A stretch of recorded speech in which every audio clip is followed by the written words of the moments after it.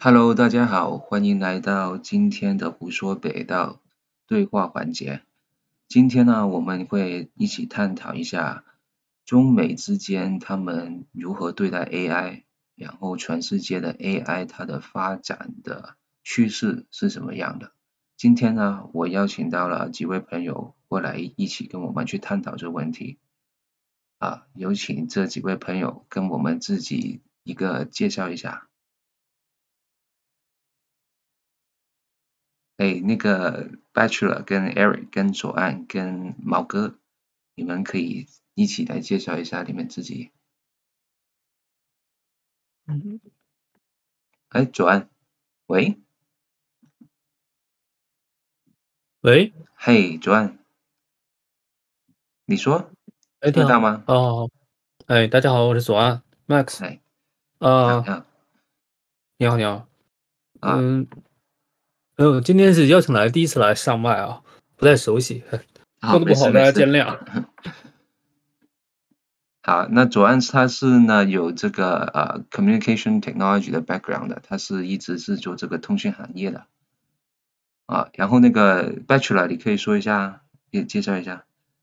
好，大家好，我是求是编辑部的 Bachelor，然后我的专业背景是传播学和国际政治，然后现在在做一些教育活动，联合夜校，对，然后受 XMax 邀请过来做一些希望能够提供有效的见解，来促进这个讨论的质量。好的。谢谢啊。那 Eric 呢？Eric 你来介绍一下你自己。大家好，我是 Eric 啊，我呢，信息管理专业的啊，但是呢，后面呢又转型金融啊，主要前面做一些这个股权投资和投资啊。好的，谢谢你，Eric。那个毛哥，你可以跟我们介绍一下吗？你自己？大家好，我是在 IT 行业从业了30年吧，主要是做互联网行业的一些开发和产品经理工作吧。今天过来非常高兴能跟大家一起学习啊，谢谢。好的，好的，谢谢大家哈。那好了，我们就开始这个节目的聊天了。今天我们呢就先跟大家去探讨一下，就是最近这个 ChatGPT 刚刚面世了，然后呢就带给全世界很多的冲击。但是呢，我们在聊这个 ChatGPT 或者现在的 AI 之前呢，我们要不要先跟大家观众去了解一下以前的 AI 跟现在的 AI 它是有什么改变呢？它们是跟现在的有什么不同呢？就现在为什么突然间这个 ChatGPT 这一波的 AI 突然间这么火，这么受关注呢？那个你们谁可以先开始说一下你们的观点，可以跟大家分享一下。喂，听得到吗？听得到，就有点卡顿。那我简单就抛砖引玉一下吧。好。就 ChatGPT 给我的感觉就是，它作为自然语言处理的一个模型，它打破了过去对人类 AI 的一个刻板印象，就是 AI 它不能不能与人类进行有效的对话，AI 的理解力有限，它只能说它只能通过程序回答一些特定问题的给定答案。但是 ChatGPT 向我们展示出它有融会贯通的能力，它有了一定的理解能力，它能够理解到我们在那些自然语言中的意图，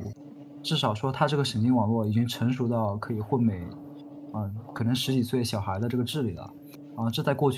这相比过去来说，这是一个突破，然后我们认为这可能说它会带来未来一些更有革命性前景的一些应用，它可能会对社会生产、对社会的这个经济结构，甚至对权力的分配会产生一些影响。所以我们想，对，这是应该很革命性的一个东西了。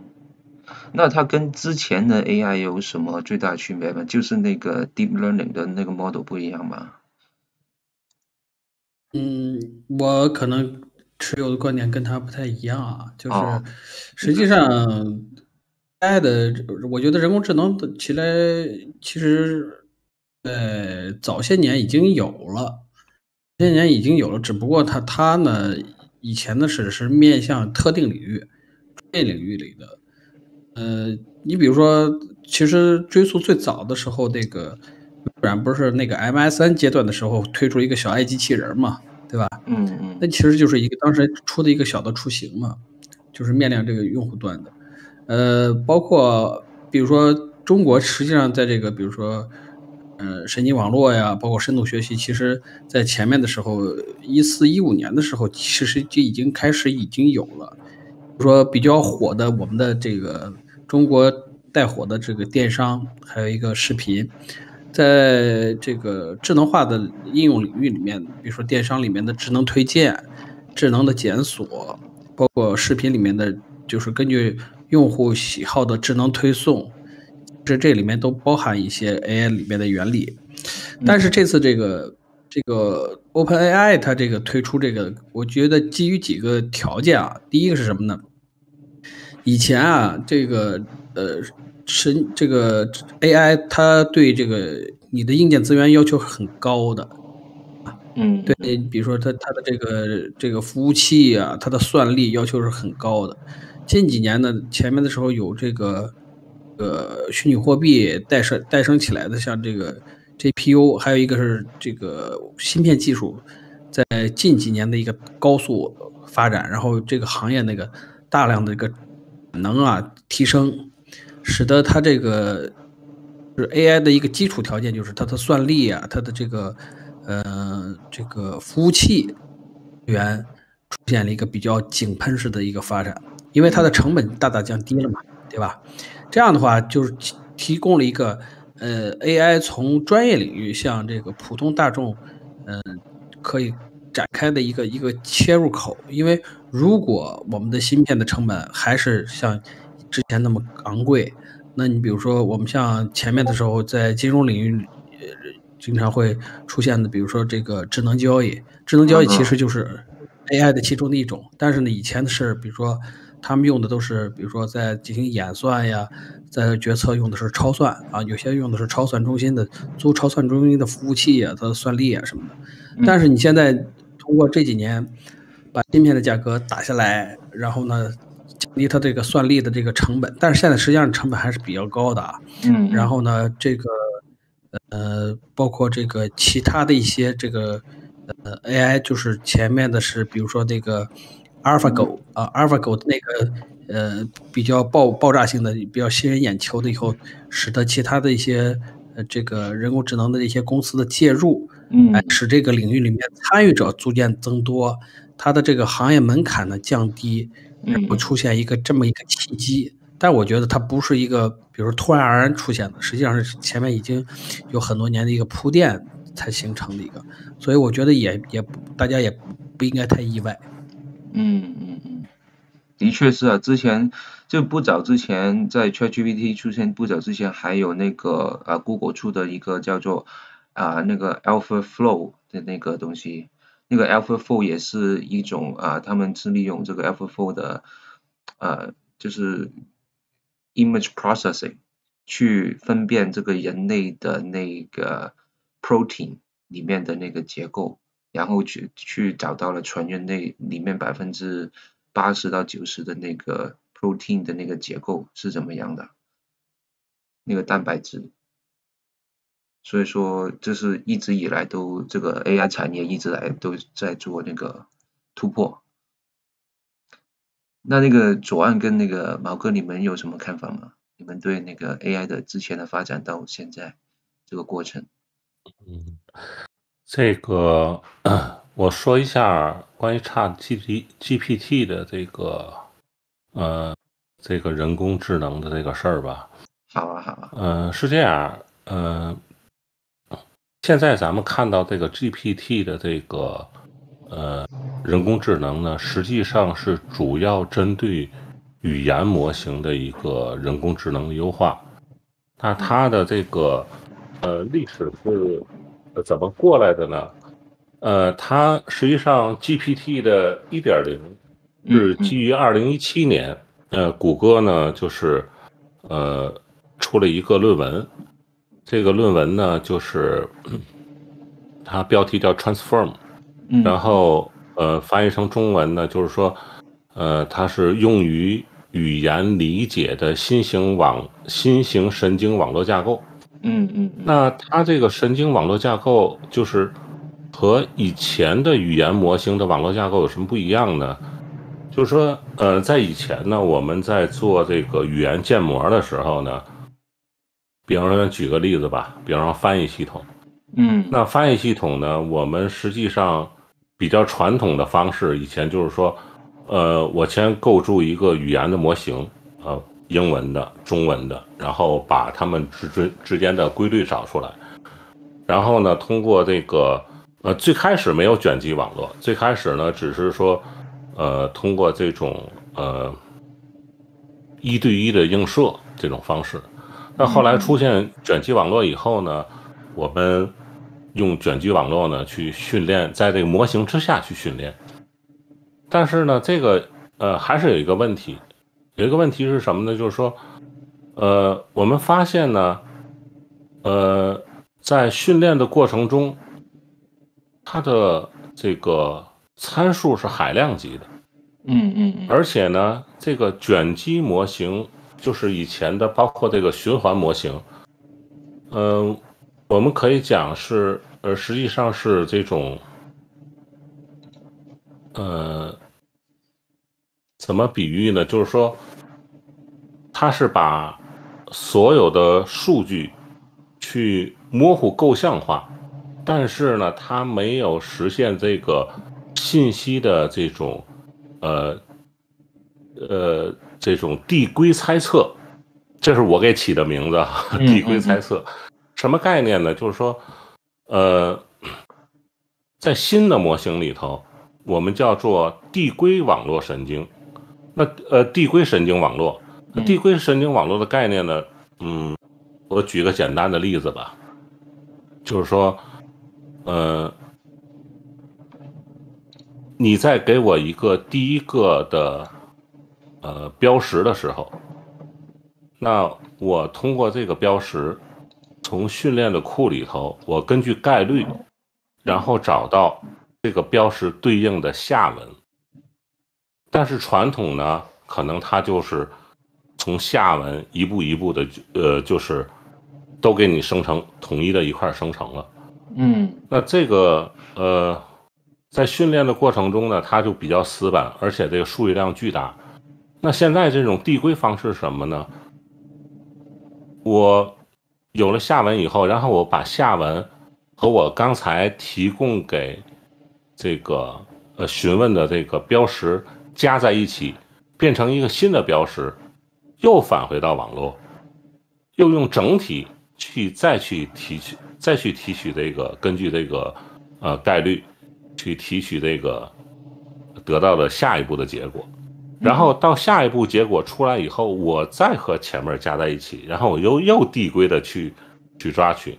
那这种方式的好处是什么呢？这种方式好处就是说，第一，我能够理解上下文了，也就是说，在我生成的每一步的内容的时候，我都可以结合上一步的内容去找出从整体上来讲概率匹配度更高的信息。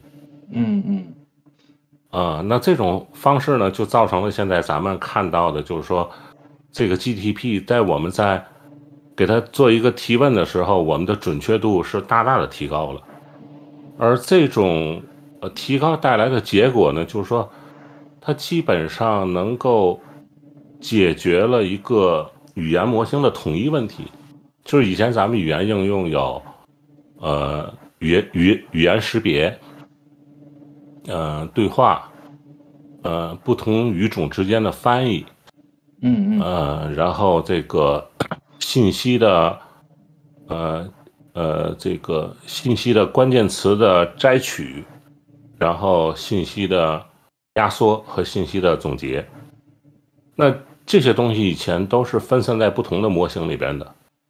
那这次这个递归神经网络的出现，特别是应用在这个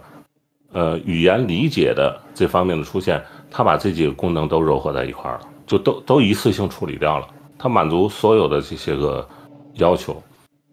但是本质上你说它是不是已经产生了意识？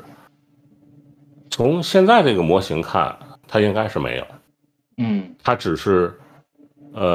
通过这种海量的数据，然后覆盖了所有的结果，就好像咱们写一个函数，然后我们就递归的这种海量的去算，然后把它所有的结果都算出来啊，然后结合上下文，肯定有一个结果是满足你的要求的。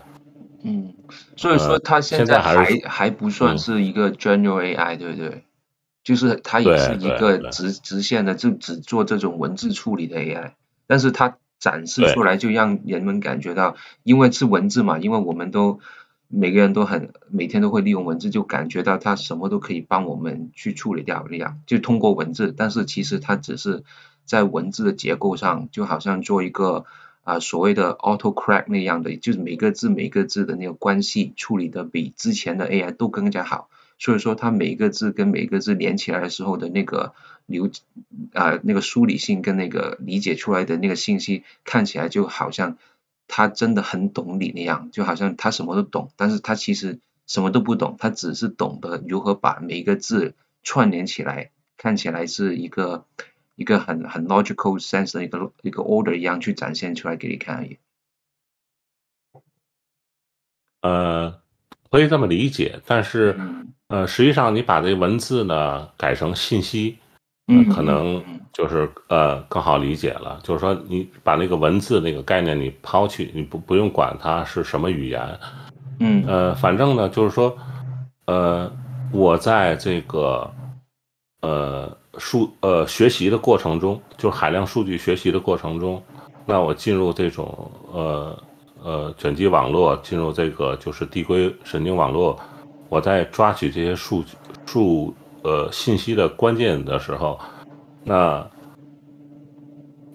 每一个信息就是说每一个关键词它叫 token， 都有一个针对某一条数据的一个概率的比例，就是说我跟它的相关度，咱俩的相关度是多少？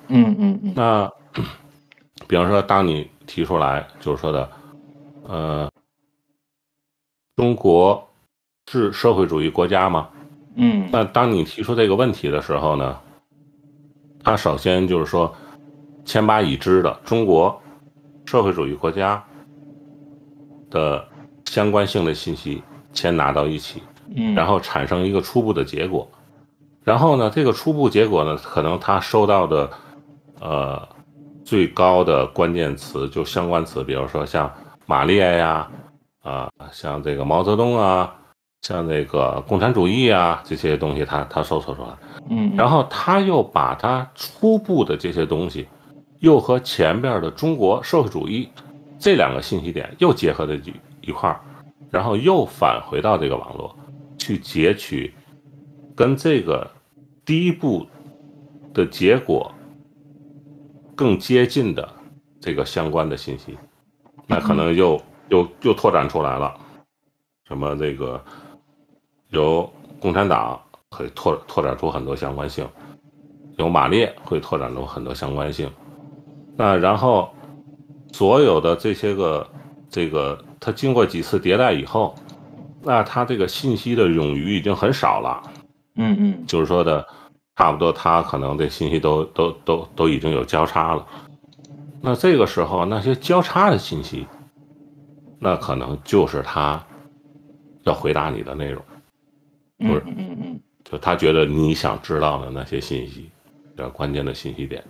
对，所以是最终也是就是，听起来最终就好，跟这个现在那个 Google Search 一样啊，逻辑上是差不多，就是它就是把一个关键词，然后去海量的搜索关键词相应的东西，然后把他们那些东西就每个网站之间的那个关系那个平衡拿到位，然后就把他们总结一个summary 那样的东西出来给你看。这个跟Google 原本的那个 search engine 的背后的那个逻辑差不多啊，好像是。是这个是这样啊，跟这个Google 没事，你慢慢说。你可以理解呢，Google 谷歌呢只实现了第一次的迭代，就它只实现一次。对。然后这个递归神经网络呢，它是 n 次。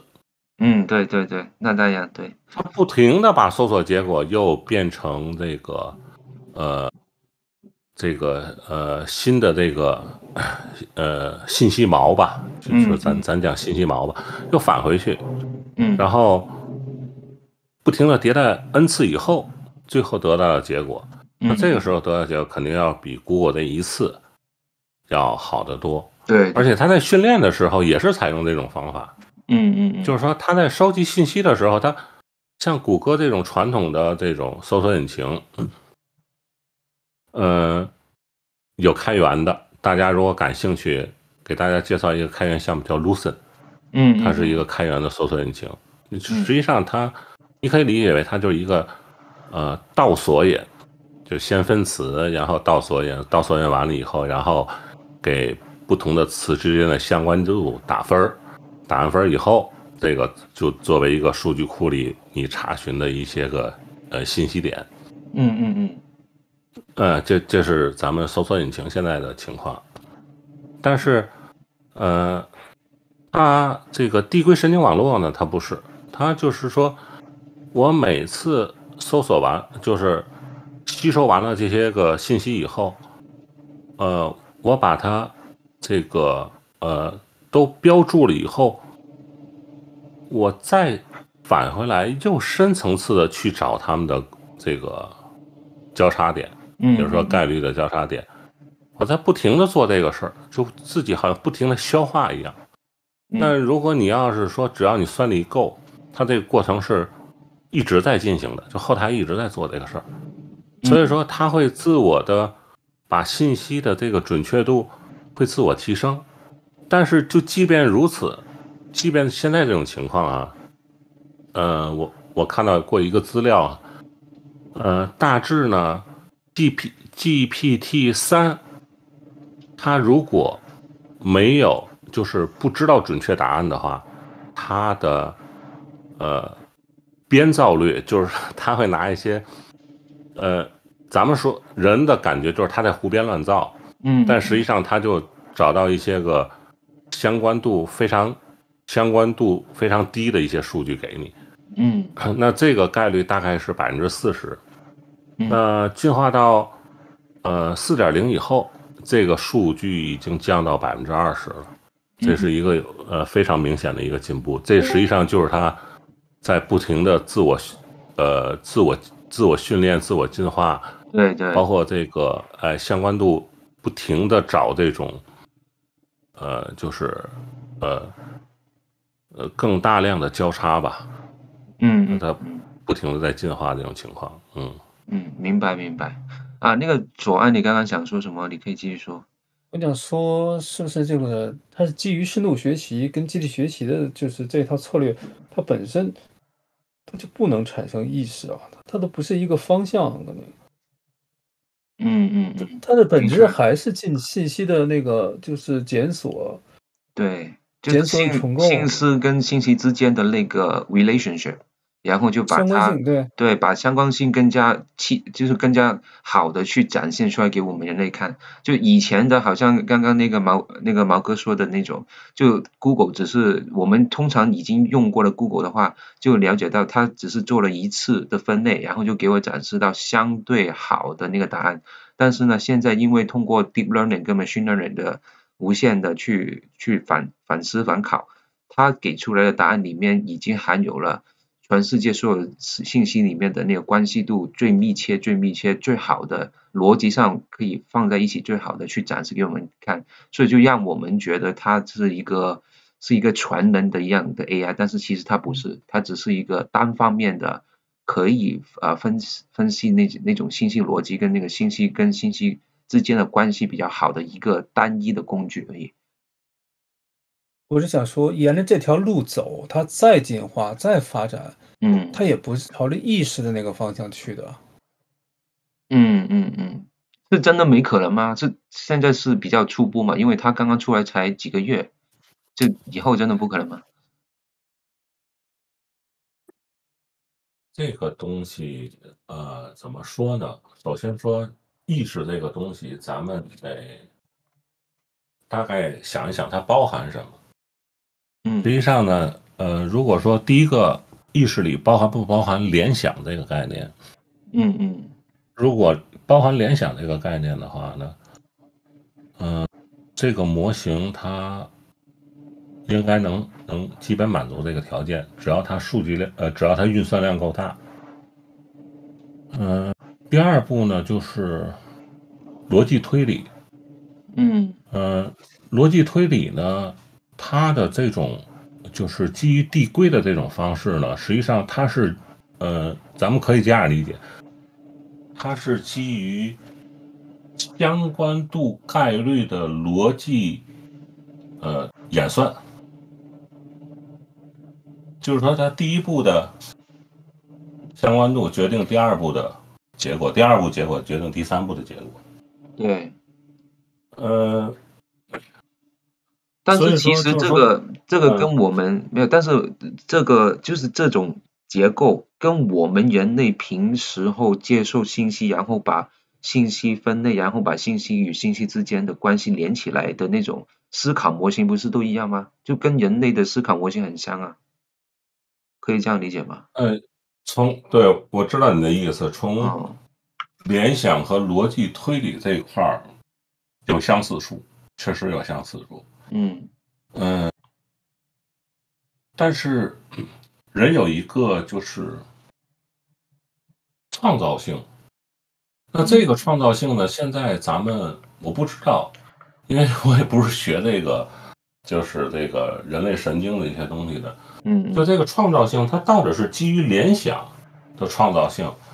还是人类大脑一个特殊的机制？这个我就不敢说了。所以说，谁了解这块可以聊一聊这个东西。其实我也挺感兴趣的。就是那个 creativity 的问题，对人类的 creativity。我给提一下这想法，就是它实际上我觉得就是对于这个智能 AI， 它制约的因素有两个因素。第一个因素就是数据，看很多的电影啊。你发现里面，比如说有机器人啊，或者是外星人啊，到地球了以后，他比如说获得很多的信息，他需要阅读，相当于就是我们说的，就是你需要一个很庞大的数据库，你要获取各种各样的数据。你如果没有数据库了以后，就相当于没有学习的源头，这是它这个深度学习的或者神经网络里面非常依赖的一项。第二项就是什么呢？我们现在看它的这个模型啊，在进行迭代。我自己感觉呢，它实际上就是前面刚刚左岸说的，我在朋友圈跟朋友分享的时候，我说现在的这个 ChatGPT 呢，还不易形成这种真正的这个神经网络，它还是属于一个什么呢？就是智能的一个叫数据库检索和提供这个相应智能提供方案的这么一个阶段，就是它从海量的这个数据库的信息里，然后帮你去提取那个，就刚才毛哥刚刚提到的啊，我可能数据权重，以前我们就是人工的，需要搜集各种各样的数据，然后我们人工去给它划分等级，然后有一些我这数据等级太低了，就是无效信息，我就排除掉，我把有效信息然后再进行组织，实际上就是通过它来进行高效的运算化了。然后它现在这个形成这个神经网络的这个过程中，就看什么呢？就是现在这个迭代的过程中，实际上是给它在做它这个就是思考模型的这个迭代。那就是看它这个人工智能的，就是首先第一个，它思考模型或者思维模型能不能逐渐增多，能不能有多种多样的思维模型，这是第一点。第二点就是刚才说的这个创新就是能不能 ChatGPT 或者其他的 AI 的这个能不能通过拥有大量的思考模型以后，自己产生出新的思考模型。我觉得这是一个划时代的，就是前面都是人工给它输入思考模型，到后面机器能不能自己通过掌握这个大量的一个思考模型库，然后自己衍生出一个新的没有的思考模型，从而对数据库的数据呢产生重新的或者从另一种形式的这个组织模式，或者是这个形成模式，这样的话产生出新的一个体系，就是一个划时代的。从目前的看，我觉得我同意左岸的这个观点，就是什么呢？现在目前呢，我觉得还是属于他按照人提供给他的思考模型，对数据进行加工处理，然后输出，并没有产生就是说它机器自我的深度，就是自我学习，然后自我产生思考模型。我现在我觉得没有看到这一个阶段。但我想补充一下，他不能创造，他现在能创造一个词吗？就我想举个例子，你给他看过所有东西、所有的物质以后，我觉得他有可能他不能发现元素周期表。这个他就是说从语言上来讲，他可能会创造一些词，但是呢，他现在我刚才大伙儿在聊的时候，我突然在想啊，你看人类呢，他有一个特别神奇的本能，就是说他能够把某一学到的知识呢，然后抽象成一种概念，然后把这个概念反过来去应用到未知领域。比如说咱举个例子吧，当初像这个咱们微观的各种粒子模型，那在发现它之前，大多数都是人脑子凭空想出来的。那咱们的 DNA 的双螺旋结构，那实际上它这个结构不是从这个生物学学来的知识，它是从别的领域的概念，它抽象形成了一种抽象性的一种结构，然后它联想到这儿，然后去解决了这个问题。所以说是不是单单的从语言的角度，也就是说没有图形的参与，就说白了吧，咱们可以理解 GPT 现在就是一瞎子，就一耳朵啊。那单单从这种语言的信息的接受角度，它能不能总结出这么高维的东西来？我觉得这个可能还有一段时间，当然，那个也有乐观派哈。那个谁，周宏伟说，他说，可能到了 GPT 7.0的时候，就能产生自主意识了。但是我不知道他是基于什么说的这个，因为我也没仔细看他相关的文章啊。我对这个有一个看法，就是说，你们现在都重点聊这个 ChatGPT 嘛，但是除了 ChatGPT 以外，其实还有其他工具是利用 ChatGPT 的这样的同一个逻辑去做，但是它是偏向于图像的，就是那个 Majula 那一般，就是现在不是有很多那个图像 AI 嘛，就是你可以用文字生成图像，对不对？但是这个就很有趣了，就是在这个如果我们去利用这个艺术界的层面去看这件事情的话，你会可能发觉就是说，就你曾经有一个很出名的艺术家，他叫 Andy Warhol， 我不知道你们知不知道？就 Andy Warhol 当年他很出名，就是他就是把艺术品从一个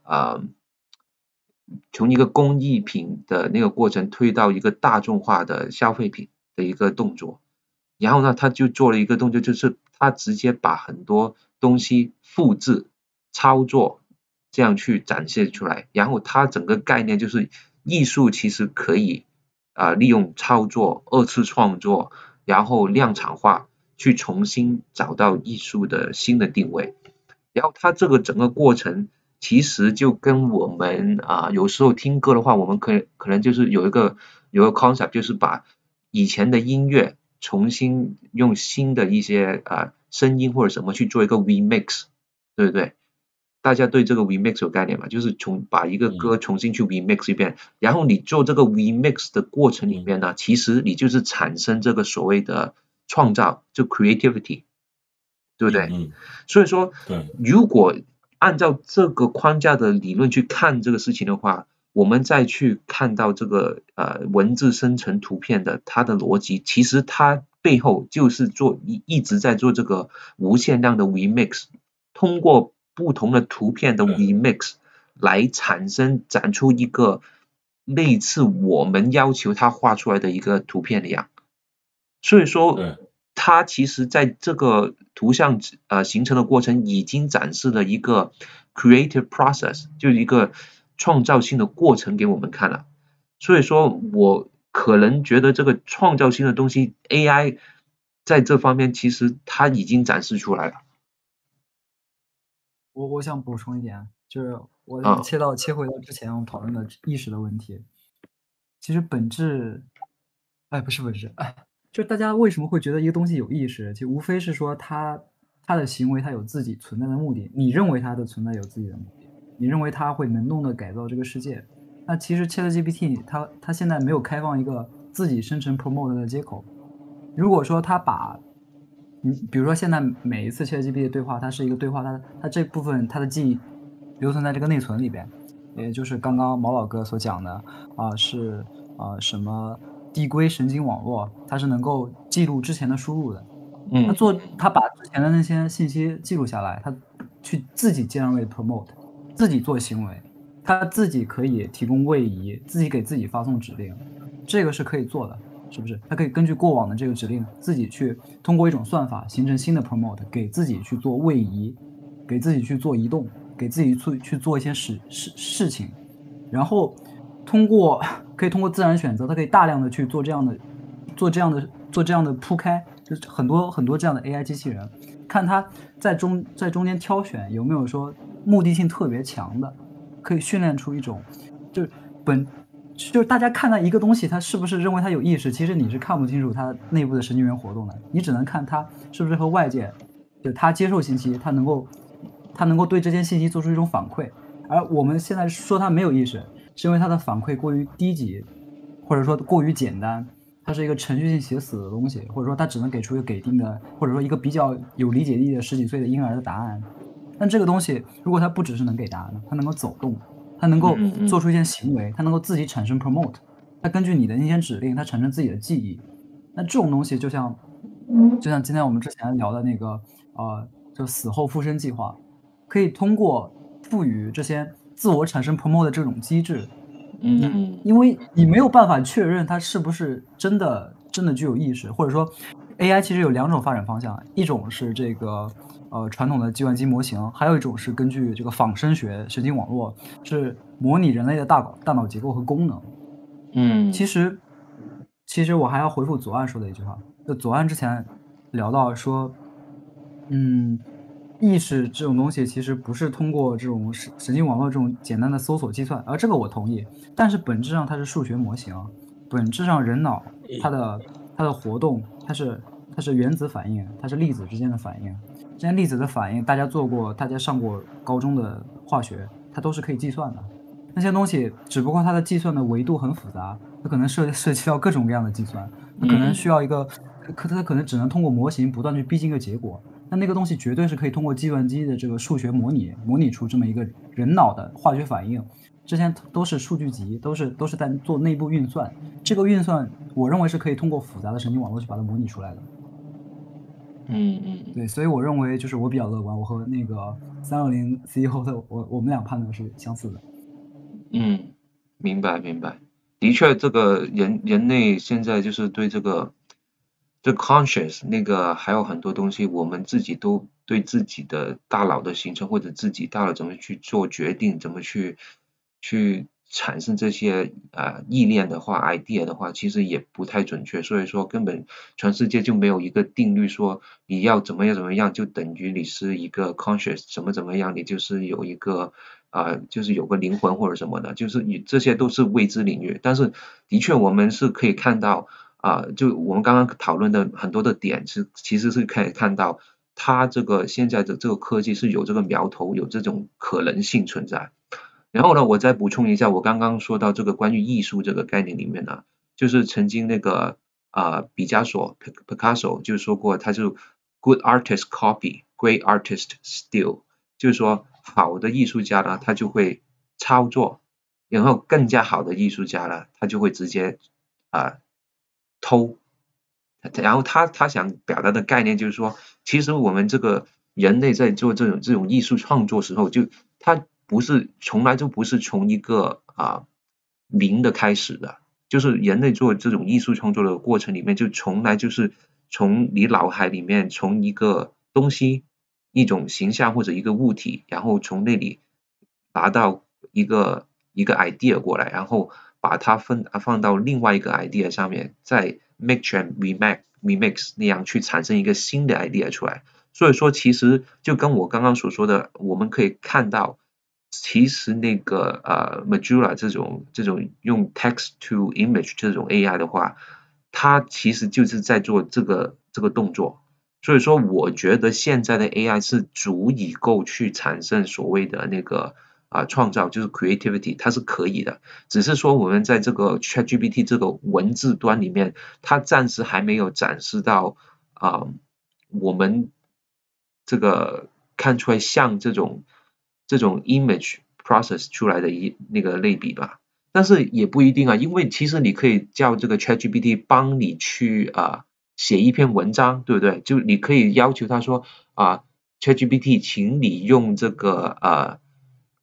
不知道就一个名人的声音或者名人的那个思考模型去给我写一段这个名人可能的做一个发言表这样的东西，他可以尝试去做这样的一个东西出来。然后这个东西出了，就之前我看过一个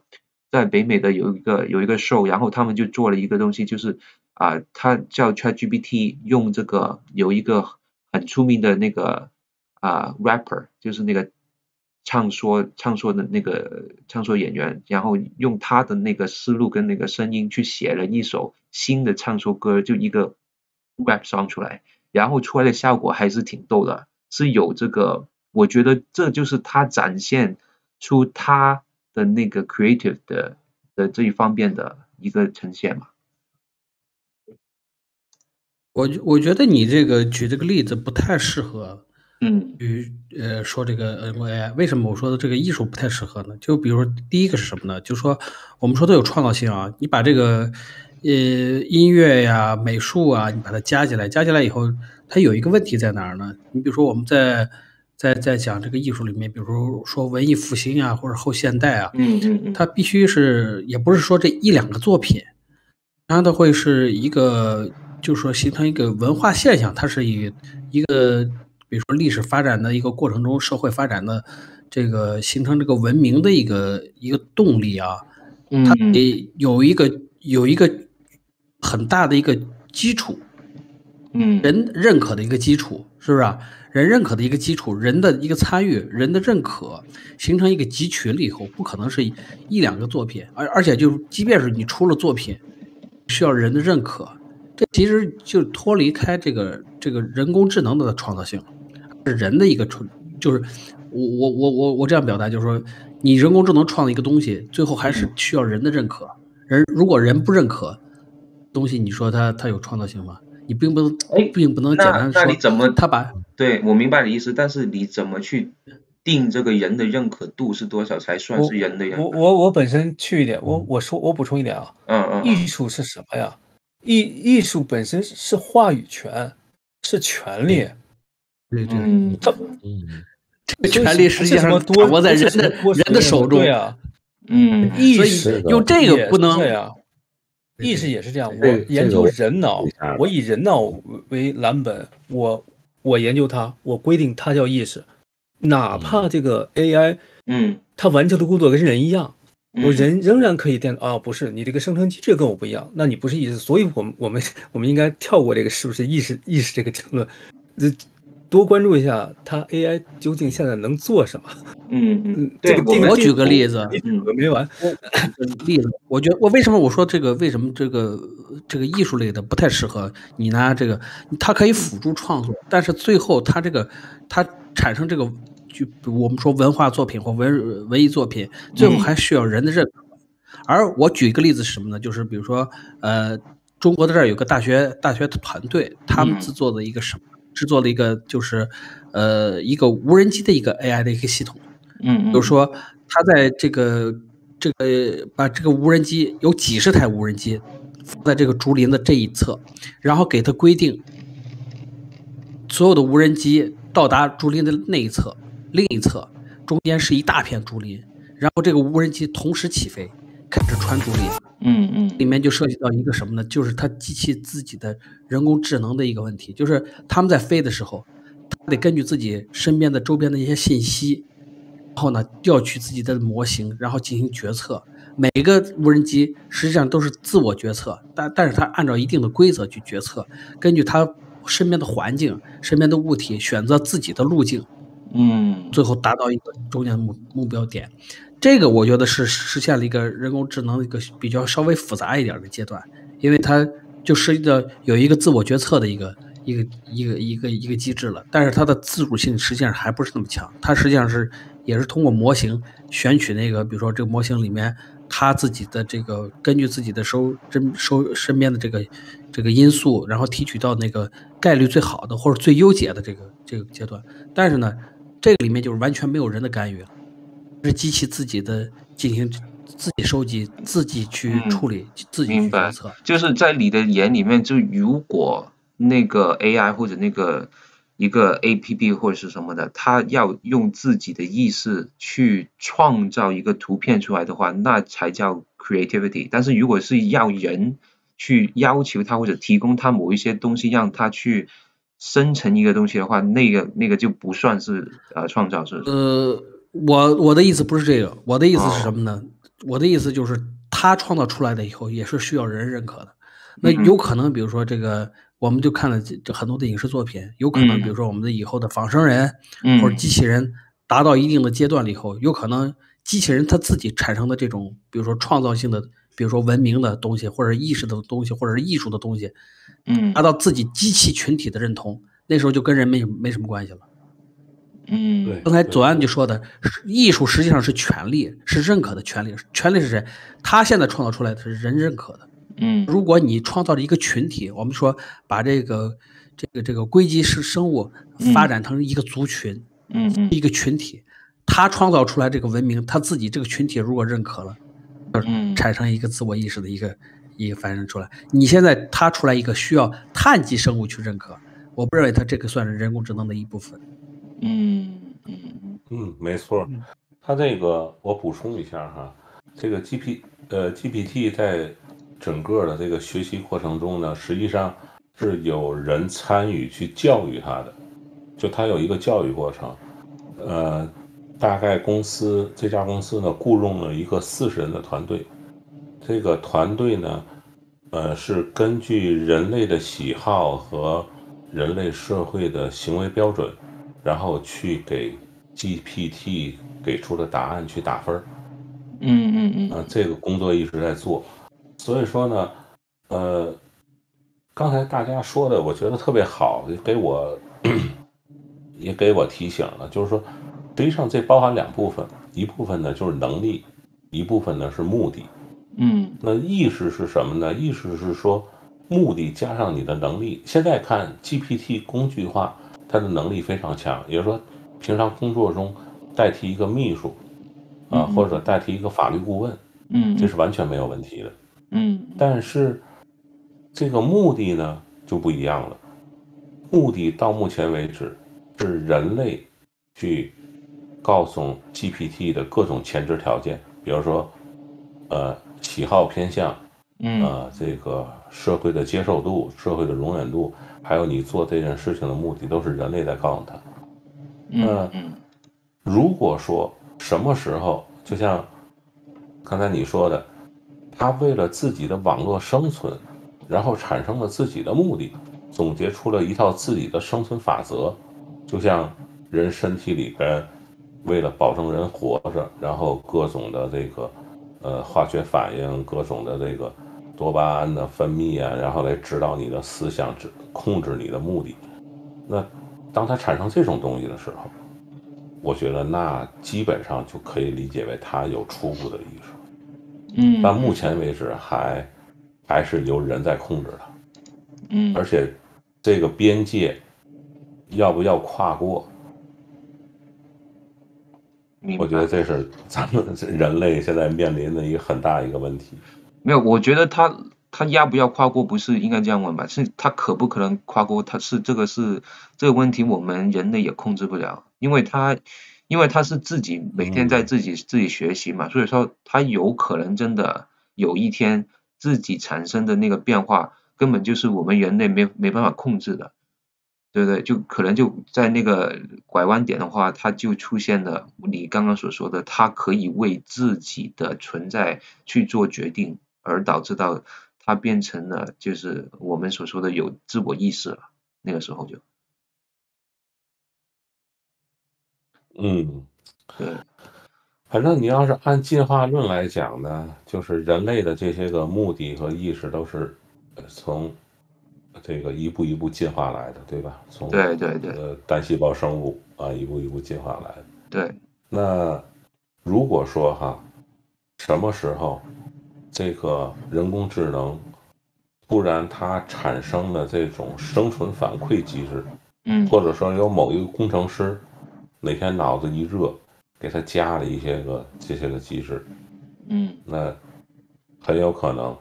这个人工智能就慢慢的通过这个生存反馈机制，在不断的这种死亡，然后求生这种过程中总结出一套自己的规律。对，就是一个 evolution， 对，一个 evolution 的过程嘛。那我就就先插一个话，就我明白你们刚刚的意思，然后呢，但是我必须补充一下，就是之前的确是有一个很独特的现象发生在这个北美这边，就是有一些人呢，他就是把这个 Majula 这种text to image 的这种 AI 呢，他去就是二次创造了一个很多东西，然后其中有一个这个创造出来的这个视频呢，就很火的，有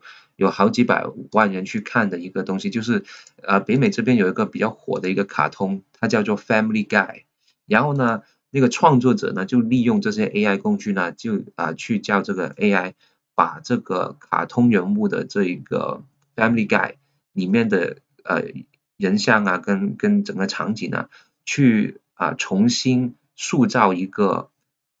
真人版，但是是一个80年代的一个真人版的电视剧的这样的一个画面出来，然后呢，结果真的产生出来了，然后呢，就是在互联网就外国互联网就很火，就大家都觉得很惊讶，原来这个 AI 它可以自己就生成这种有一点抽象的二次想象的一种这样的功能，所以我觉得在某种程度上，我们不可以排除这个 AI 它具备有创造性的这个可能性了。但是我也明白你们说的这个创造性的那个主导权跟那个话语权，最后它能不能够自己把握住，或者让全世界去接纳它的这种创造性，而定义为是一个创造性的，这个就是以后的话了。但是说白了，就它这个 AI 的东西才出来几个月，然后它已经可以产生出这样的这种二次创作的创造性，我觉得已经非常非常厉害，是人类历史的一个科技上的一个创举了，对我来说。然后我们把话题带回来，就是我们现在还是在聊我们现在可以看到的这种AI 它刚刚出现展示出来的一些功能吧。但是我们可不可以去想象一下，以后或者未来或者在其他领域里面，这些 AI 或者类似这些 AI 的工具，能够带给我们人类的生活的一些什么样的改变呢？就比方说，它对我们以后的那个教育啊、医疗啊，或者直接会影响到我们工作啊，他们会如何去改变我们的生活呢？你们觉得？最近我就在看这个 AI 的它这个未来这个延展，实际上其实一些行业已经出现一些脉络了。怎么说呢？比如说以后可能大家学习的效率或学习的周期会大大缩短，因为以后可能大家就是会用 AI 辅助教育。辅助教育这个是会大大减缓大家的这个学习的整个的一个进程，包括这个教育资源分配不均，因为这个互联网化呀，或者说这个数据库的它有效性，以后这样的话大家获取知识，只要你可以学，你的效率会比以前大大的提升。这个，然后呢，比如说这个 AI 的这个智能的医疗像中国这边呢还没有实行这个分级诊疗，但是 AI 技术进来以后，中国现在在做的像这个电子病历啊，现在已经有在做行业的应用，就是 AI 的这个智能病历，AI 在辅助诊断就是比如说用这个 CT 呀，或者说 X 光机呀，或者说这个 PET-CT，这个医学诊断啊。然后呢，现在呢，包括这个，比如说这个微创的手术机器人的借助啊，有人 AI 辅助人做这个医疗这都可以。然后呢，AI 像这个能源领域啊，比如说智能的这个进行这个能源的这个调配啊，以后我们也可能，比如说现在比如说储能跟这个发电的这个源头。然后呢，进行配合以后，然后根据用电了以后，智能进行调配，能源这个领域里头。所以，智能的交通啊，前面的时候，阿里巴巴他们已经在中国的部分区段已经应用了，通过这个摄像头去读取这个路况，然后呢，智能的 AI 进行对这个红绿灯进行这个智能控制。中国在这个领域里面已经有一些这个应用了，包括那个。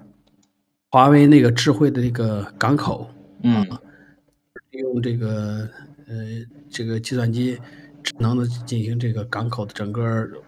就是半无人化的这个整个的处理。实际上中国的用这个其实已经在很多行业领域里面已经展开了。所以呢，你像这个中国的港口肯定是全世界现在效率最高的，就是前面的时候把这个信息化都已经加入进去了。所以我觉得就是未来呢，这个生活的里面的，大家现在看到的是像这个 ChatGPT 的这次是比如说这个智能的这个生成图片呀，生成影音呀，还有生成这个比如说文档呀，智能检索，其实只是很小的一部分，它创造的价值也很小。但是在专业的领域里和专业的行业领域里面。这个创造的价值应该是未来是很大的啊！中国其实在很早之前都已经开始布局了，要不然中国的这个经济的整个这个速度为什么会这么快？但是我觉得中美之间是有差别。为什么 ChatGPT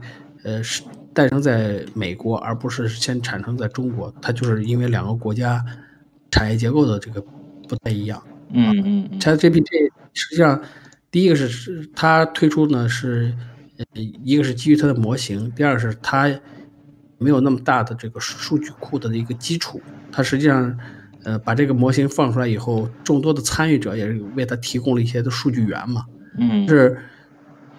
实际上后面会碰到一个瓶颈是什么呢？就是专业数据领域肯定是拿不到数据的，不知道。就是我不知道美国是怎么去管控这个数据安全的。中国是像这边呢，实际上前面就是在15、16那几年，互联网高速发展了以后，实际上已经当时候对于这个包括这个滴滴上市，因为数据安全的问题被叫停，实际上已经对数据的这个整个的管理，实际上已经酝酿要出台了，包括。中国这边要出台的出的这个数据交易所，什么样的数据处理脱敏和处理成什么样的数据可以交易、交换，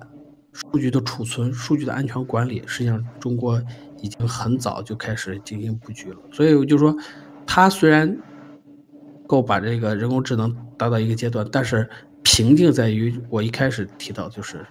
你首先要有一个海量的一个专业的数据库，而且呢，一般就是常规的，你比如说从互联网上拿到的信息，它一般来说价值度都比较低，同质信息就比较多，垃圾信息也比较多。但是呢，行业里面的信息实际上是最有价值的，它的含金量是最高的，它产生的价值也是最高的。这个不同的行业、不同的领域出现的这种数据是未来可能进入到人工智能领域里面角逐里面，它的公司的成色体现在这个里面。你比如说百度，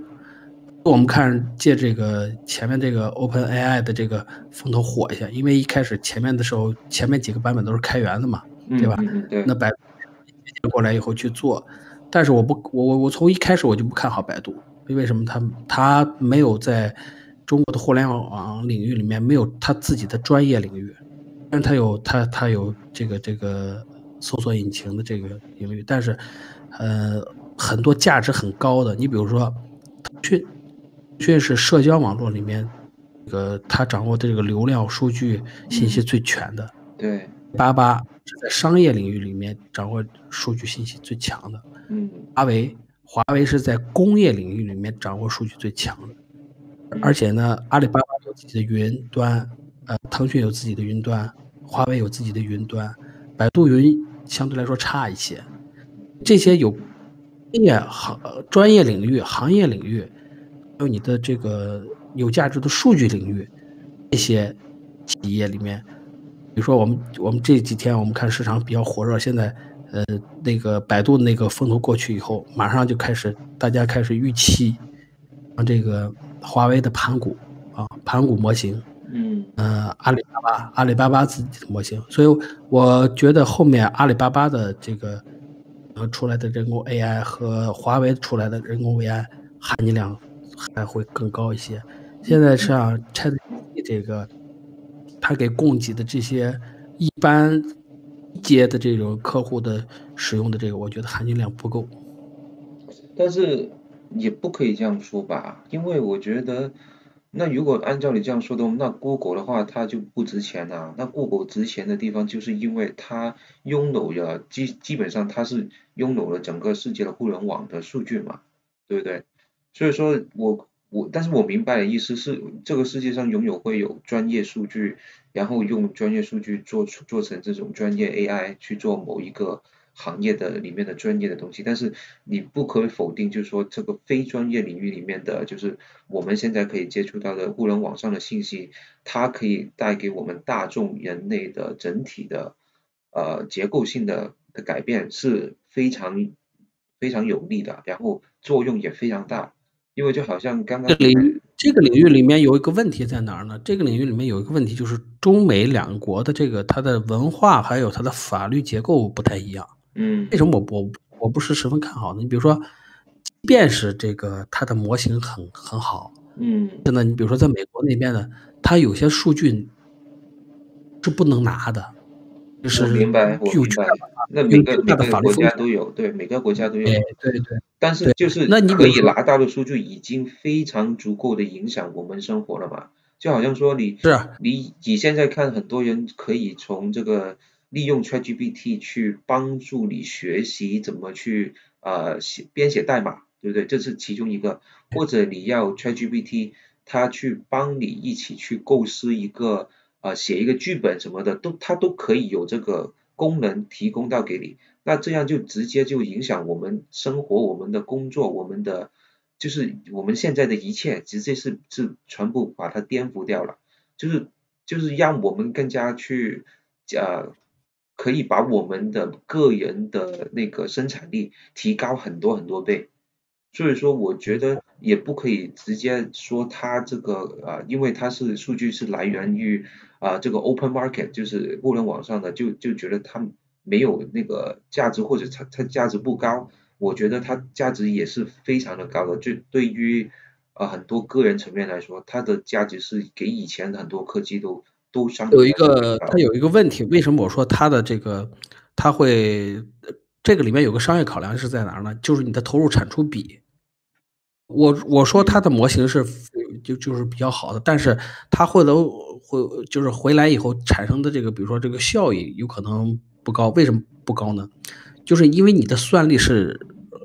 要付出代价的，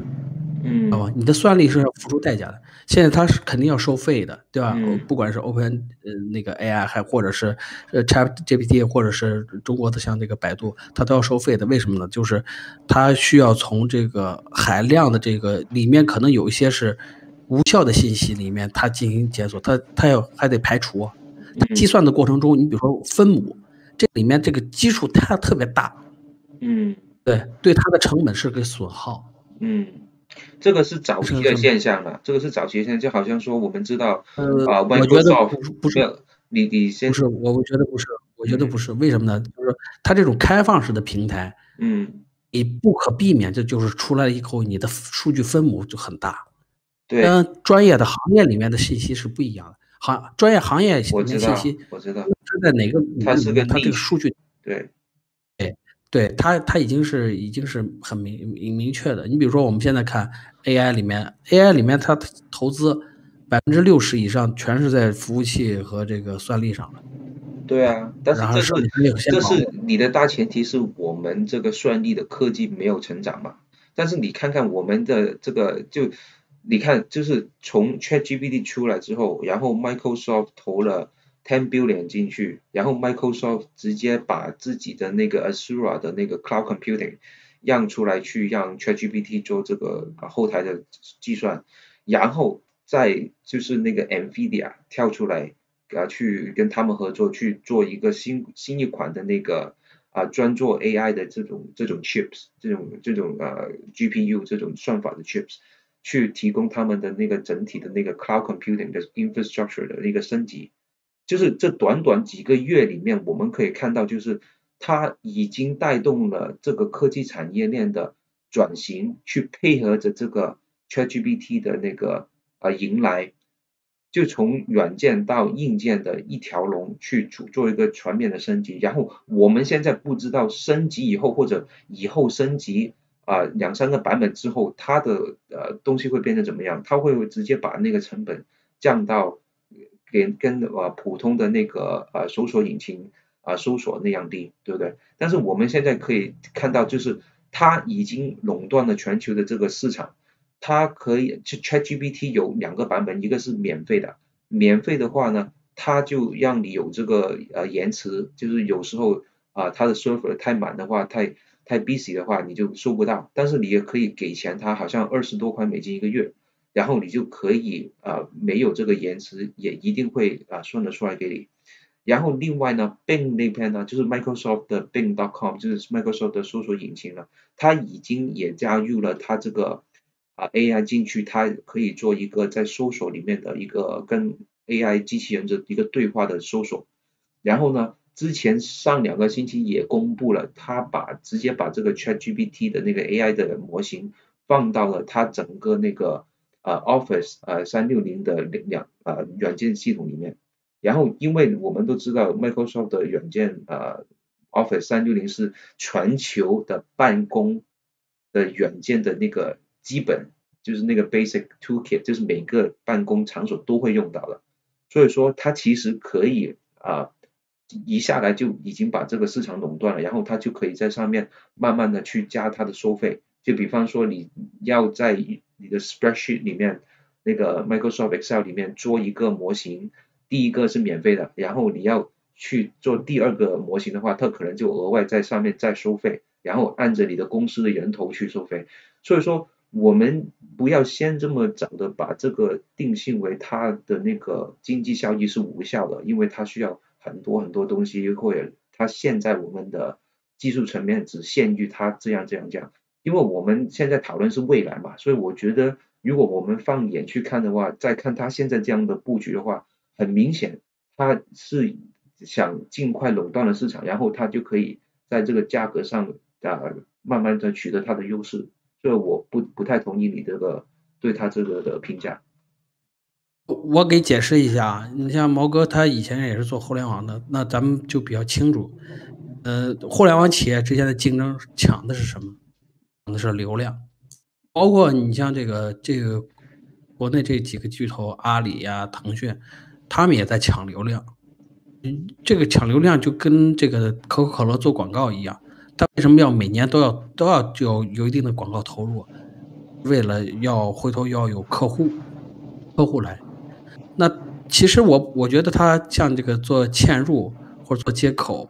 很多的时候是商业考量。你比如说微软没有这个其他的这个浏览器跟它有竞争吗？搜索引擎有竞争吗？办公软件没有竞争吗？有啊。但是呢，它但是在前身以后，国外来说，它的办公软件真的是 dominant，就真的是龙头中我知道的龙头，对对。是龙头中的龙头，但是不代表它未来没有隐忧。就是我们说的巨头，有一天是不是会有一个新的这个领域那里当然了，面可能出？那总会出现啊。但是现在来说，它的确是很快的利用了这个，它是在这个办公行业的巨头，很直接的就垄所以断了这大家为什么要接入 AI？我觉得就是要抢流量。现在感觉就是抢流量，它会补贴啊，因为对前巨头来说，期会，对，他们前期会，对前期它实际上是不挣钱的，是亏钱，但是它补贴进去也是要抢用户的。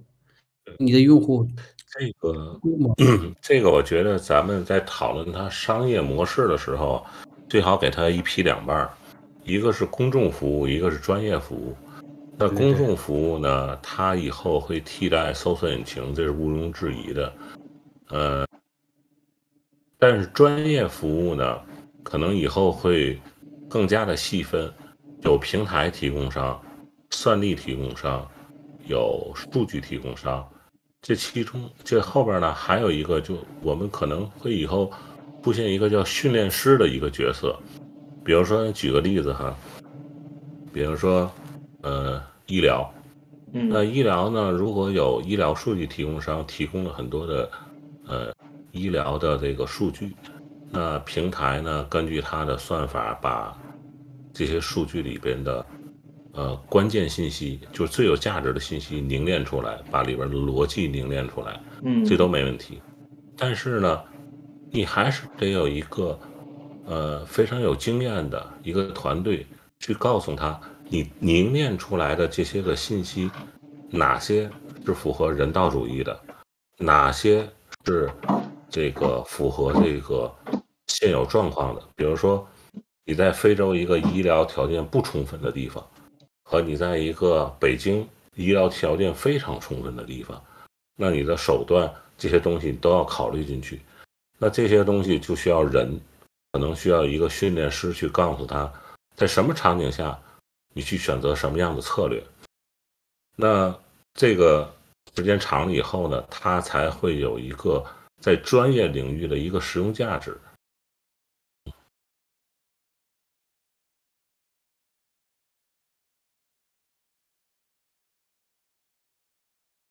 所以说，包括这个法律也是一样。实际上，咱们现在的法律的这种案例数据是公开的，咱们在网上都能找到。而且，如果你想买这种全集的话，现在已经有人帮你都给整合好了，你花钱就能买到公开的卖。但是这些案例里边，它有一个时间的向量，也就是说，你还是得有训练师，你得告诉他，在20年前和20年后，可能有些这个人类社会的行为准则、社会价值观都变了，对吧？那你就需要有一个团队去实时的去维护这些东西。对，那你这样专业的东西，对你的这样的说法，就其实就是说会产生一些新的工作机会了，对不对？就是一种新的工种，对。但是问题我带回来就是说，我们刚刚提到，你刚刚提到那个医疗啊，我先科普一下，就很多可能听众就不太了解它怎么去应用在医疗方面。就刚刚那个 Eric 也提到过，就是这个 X 光里面的或者什么的，就我们知道现在我们在医院呢拍一个片，然后呢那个 X 光片就好什么的话，它需要一个医师去看这个片，然后去断定这个片它是有什么问题，就好像你刚刚所说的那个团队一样，就是有类似一个这样的东西存在。但是我们现在医疗系统面临的问题就是，我们没有足够的人手去很好的处理全部病人的片，所以说它会影响到我们整个流程里面的这个速度会很慢。但是有了这些 AI 之后呢，因为它可以通过这个图像的识别，很快的去看到哪一些片是有问题，跟哪一些片是正常的，所以说它是一个辅助工具，去让这些X-ray 的医疗师去很快的确定这个东西或者这个片好与坏。所以说有可能你刚刚所说的那种团队，它就可能是每一个产业，就比方说医疗，它会有这个医疗的专业的判定团队，然后在背后去处理这个数据，然后让这个跟这个医疗系统的医生或者护士有个交流，就是通过一个 APP 或者什么的远程的交流，会直接的确认这个东西 OK， 然后就对症下药，帮助这个病人。这个我实际上刚才说的呢，比你说的这个稍微远一点。就是说你说的这个呢，就是说像图像识别找出一些通过卷积网络训练，找出一些个这个病灶的特点，包括不光是这个 X 光、CT，然后那个 MRI、心电图，心电图这种都会有这种。但是我觉得呢，就是说，我认为我个人认为今后像这种人工智能，这种ChatGPT，这种逻辑推演的这种模型，会提供方案级的这个解决方案，比如说诊疗方案。那就是说，实际上一个诊疗方案，它最终的出的这个结果是你的前置条件的多少。那这种逻辑呢，特别适合现在这个 GPT 的这种聊天方式。比方说，咱们在跟 GPT 聊天的时候，你可以这样做，就是说，你先给他一个简单的目的，然后他给你一个回馈，然后你根据他的回馈呢，你一步一步的明确化、具体化、具象化你的目的。那他会根据你的一步一步的这个需求，也就是说前置条件，最后给你得到一个最终你要的这个 solution。那医疗这种情况呢，我觉得也是，就是说只要你前置条件够，比如说你的有 CT 的结果，有这个心电图的结果，有各种化验的结果，有各种这个临床表现的结果，那你把前置条件只要提供的足够多，它会推导出一个这个方案级的一个东西来给你。但是呢，这个推导这方案级的这个东西呢，它实际上对于咱们现在的专业来讲，一个医生在给病人制定这个诊疗方案的时候，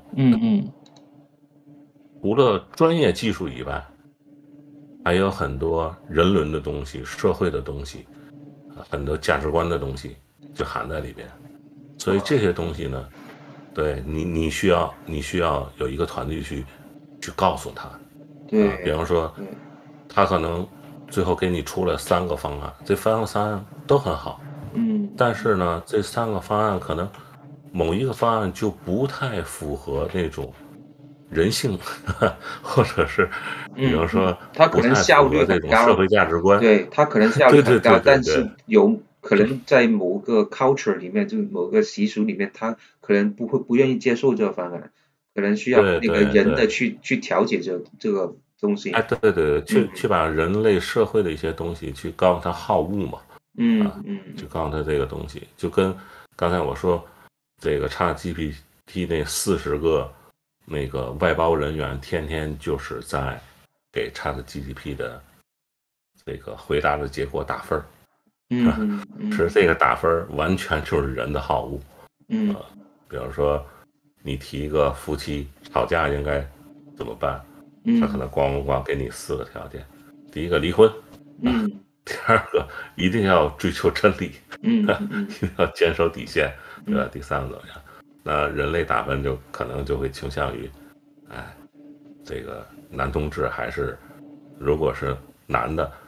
最好还是这个礼让一些女同志，或者是考虑一些女同志的这种情绪的问题。他会告诉 GTP 这些东西。那 GTP 下次给你答案的时候，他那个权重就高。他可能一上来出4个结果，他把权重最高的给你。我说的是这么一个概念吧。所以说，我觉得，公共服务这块特别简单，公共服务这块只要你算力够，那我对我的结果是不负责任的。但是专业服务这块呢，第一，你可能你要对你的结果呢，有一定的这种责任感或者道德标准。第二呢，我也不认为以后医生会失业，可能医生以后他会转换成一个什么角色呢？就是说，他的 GTP 或者说人工智能就好像是我的一个助理，但是整个这个病人，他是由我这个治疗的责任是担在我身上。对，比如说我工作量可能会降低，但是这事儿得有人负责。那他可能以后医生吃了这碗饭，就是我担这个责任，而吃了这碗饭，这是我的价值所在。对，明白，我理解的这个概念是。那其实它是真的，就是按照你刚刚所说的这个案例，就是在医疗界的话，它是直接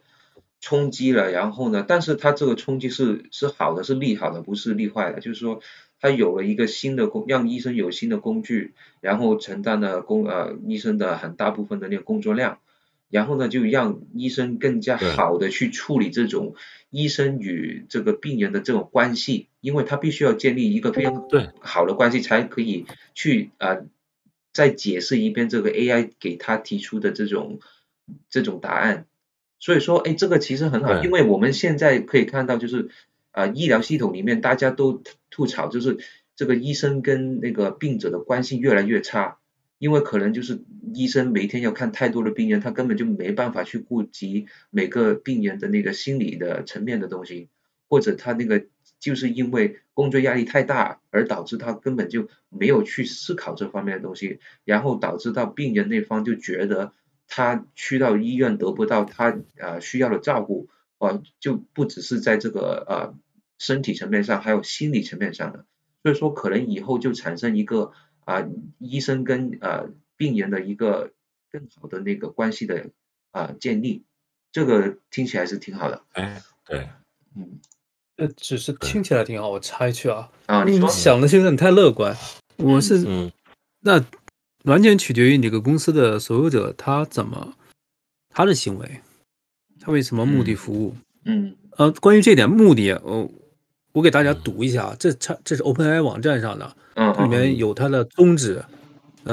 OpenAI 这个公司使命是确保通用人工智能，就是我们的强人工智能。我就读有一条，它涉及到你刚才讨论这个问题，其中有一条叫广泛造福社会。我们承诺在通用人工智能的开发过程中，将利用所有可获得的影响力，确保它可以造福全人类。我们将避免把人工智能和通用人工智能的技术置于损害人类或过度集中于权力的事业当中。我们的首要任务是对人类文明负责。我们预计需要大量的资源来完成这一使命的同时，我们会积极行动，以减少雇员和利益相关者之间的利益冲突，确保大多数人可以受益。这是 OpenAI 这个公司的使命，现在好像还没有改。所以这是涉及到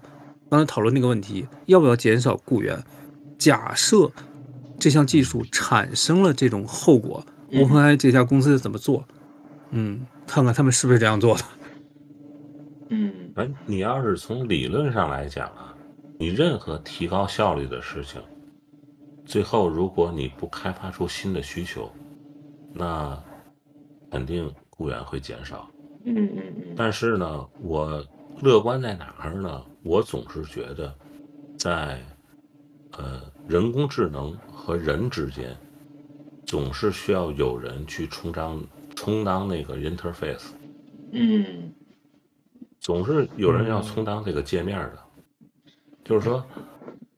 无论是你打官司，你可能律师的工作量越来越少了，或者说以前一个律师一周只能处理一个案子，现在一个律师可能一周可以同时处理3个案子。但是这律师不能少，你不能指望一个这个打官司的人他自己就直接拿人工智能当做律师，然后替他去处理这些问题。我觉得是这样。所以说，可提高效我率律师，打断一下，因为你刚刚所说的案例呢已经发生了，就是外国有一个网站，就是专做这种法律处理的，然后呢，你就只需要去网站上面呢提供一个你的数据，然后他给一个模板给你，但是呢，它当然是基于那种就没有这么复杂的那种处理了，就是说如果是在这个普通级别的这种法律申诉里面的话，应该可以做到全自动化的去处理，应该可以做到。但是更加复杂的东西，当然就需要一个人去带着你配合你去做。当然他们也会利用这个AI 的带来的信息各样去帮你做分析。但是我们知道市场上70%到80%的那个案件其实都是一种比较普通的案件嘛，所以说可能他真的会直接把那种低端的普通的那种全部自动化去处理，也是有可能的啊。这种税务纠纷之类的是吧？猫哥，还有一个职业是早就被影响了，客服，对，网络客服，客服，的确，因为外国很多这个 SaaS company 就是有那个 Twilio 什么的，就是出名去做这种网页的插件，就是帮你插一个机器人的一个客服，就让你去，基本上你一家公司基本上就不用再请那个人工客服，他就可以在网络上直接帮你达到很多的答案。就可能你以前需要100个客服，现在你就需要10个。就如果那些人真的问题问到那个机器人问不动的话，那再连上那个客服。所以说的确是有很大影响的这方面。就是那种普通一点的那个工作啊，或者普通一点的那个资讯问题啊，的确已经是我们已经看到现实，我们现在今天已经是全自动化了，只是还没加入到我们这种高端的 AI 插入去。但是以后再过多几个月，把这些高端 AI 再插进去的话，那可能我就真的只需要一个客服就搞定了。所以说的确是会有产生这样的效果。我想表达一下，就关于影响工作这个，我表达的是 OpenAI 那个原始创始人的他的意思，他的想法，不是现在这位 CEO。他说这个，他比喻就是像比如说什么就蒸汽机器代替肌肉的劳作，它是抹平了人就是力量上的差距。然后还有什么就是汽车、火车、飞机之类的，它是抹平了人脚力之间的差距。然后最后说到这个强人工智能，它是抹平了人的智力差距。它抹平以后，就是它会替代人的一个就是脑力劳动。如果你从事的工作是一个简单脑力劳动，就刚才我比如说的那个客服，它有可能就可以被直接替代。但是你从事的是一个更强一点的那个复杂的脑力劳动，它可能是你会把它当成一个工具，辅助工具。对。但如果它以后再发展的话，这个实际上他说的是没错，但是他少说了一件事情，就是说随着工业革命，每一次工业革命的结果都是财富越来越集中，然后阶级越来越固化。所以说这次 OpenAI 人工智能的工业革命，它会不会造成财富的更进一步的集中？应该会啊，因为说白了，这个可以做到这么高级的 AI 的话，一定有大数据在手。要我们可以看到，其实现在全球就只有那几家公司有这么大量的数据，去把它更加完善、更加升级。所以真的就未来就是 Microsoft 跟 Google 啊，或者 Amazon 啊什么的，就你很难去打破这个现实。这不是违背了这个？可能就是理想吧，我不知道是不是口嗨啊，他那些理念。那这个怎么说呢？那的确我们可以看到会有一些新的东西出现了，但是这些新的东西我们现在不知道是什么，对不对？那我们现在今天讨论就是看看大家有没有机会去讨论到它未来可以变成怎么样嘛。所以说未来的事情大家不知道，但是我们现在可以看到的就是说，按照现在的这种推下去的模型的话，的确最有利的，对这些大公司来说最有利的就是他们，因为他们手头上有大数据，可以形成这些 AI 一直的升级，一直的更新，去做更多的事情，所以这个是没办法避免的。这个我持一个也不是完全这个同意这个观点。我觉得这个专业领域和行业领域里面的一些公司更有机会。举个例子啊，就是我们前面看过的一个项目，就是他做这个口腔的，口腔的它有一些技术，这是在这个 AI 之前很多年了，我看过大概是13年、14年看的一个项目，就是他做的是口腔里面的这个数字化。数字化，然后呢，把这个整个口腔数字化以后呢，你出现的问题以后，他给你提供这个诊断方案，就是辅助这个牙科诊所。好吧。他呢自己也有一些这个相应的这个产品，对，供应给这个终端。像类似像这种领域里面这种的，我说的这个跟 AI 跟对专业 AI 这个行业相结合的这种的，你不是你这个，比如说你这种什么互联网巨头呀，或者说这个像阿里呀、百度呀，像他们这个可以出去，就是它越专业，你这个所谓的这个平台巨头是越难侵入的。明白，他们是有机会。但是然后为什么我说，你说，我就说为什么我说这种公开的这个平台，他们接入以后，实际上对他们来说，实际上他就是商业目的就是流量，维护用户，然后维护掉他们的基础一些业务。对他们来说也是有好处的。但是我说的，他付出的成本，你要如果说，比如说把一些基础的，像刚才猫哥说的，把基础的这个业务开放出去，那些都是赔钱的，是相当于是他拿这个业务去引流了，他是买流量。有道理。然后他是买流量了，然后呢，为的是让你客户在他平台上面，然后他能提供更多的一些附加产品，然后提供一些收费的一些机会。这种它是，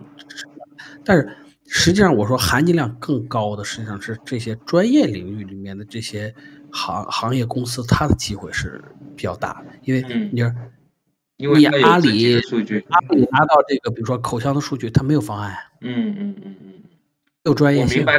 我明白你意思，但是市场不是这样看嘛？就你说的是从一个纯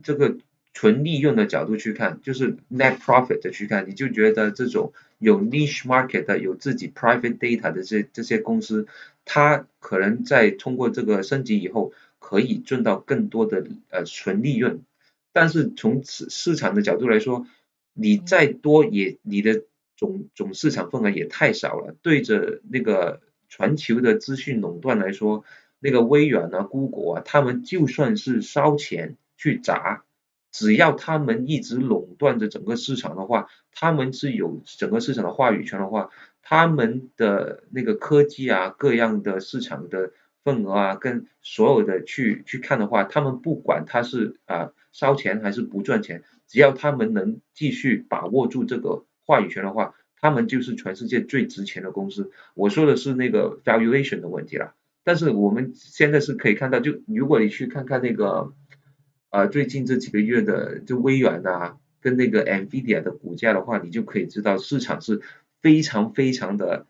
追崇他们现在在做的这一切举动。当然大家也知道微软是短期内根本就不可能就把之前投进去 OpenAI 的那个10 billion 拿回来的，大家都懂。但是问题是大家看到的是它这种未来的市场的可想象空间实在太大了，就是那个市场大到根本现在我们是不知道会发生什么事情。所以说整个金融市场或者全世界的那个人看他们的那个眼光是不一样的，所以我们不可能就是说用这个他那个所谓的 net profit 来去计算这事情，我们要看的是它这个形成的趋势，然后它这种趋势是直接可以影响全世界所有其他的行业，打破他们的那个行业的规则。去重新定义一个新的行业。刚才举这个例子规则也是有问题的例子，你知道为什么有问题呢？你比如说 NVIDIA， 为什么它的股价节节攀升，然后它有这个非常好的逻辑，是因为你不管哪家在推这个 AI 的这个接口或它都要用到它的芯片，是底层芯片就要用它的。对啊，你不管你这个应用端，我实际上不看好应用端。一般的应用端实际上都是亏钱的，不挣钱的。但是你要支撑这个应用端，都要硬件投入到这个服务器和算力。对，那服务器和算力都要买芯片，所以NVIDIA的它这个上涨的逻辑非常扎实，是因为你硬件的采购会量非常大。你比如说，今天我看到这个数据，就是阿里的这个在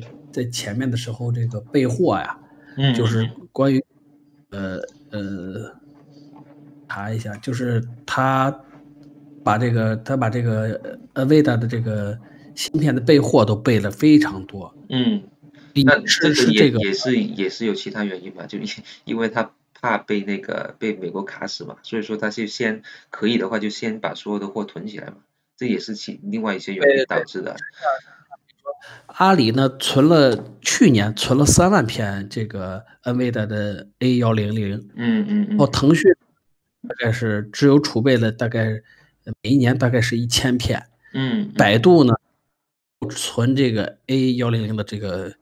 信息，那我们就知道百度如果开了这个算的话，它必然得去别人去那儿去买算力去，那自己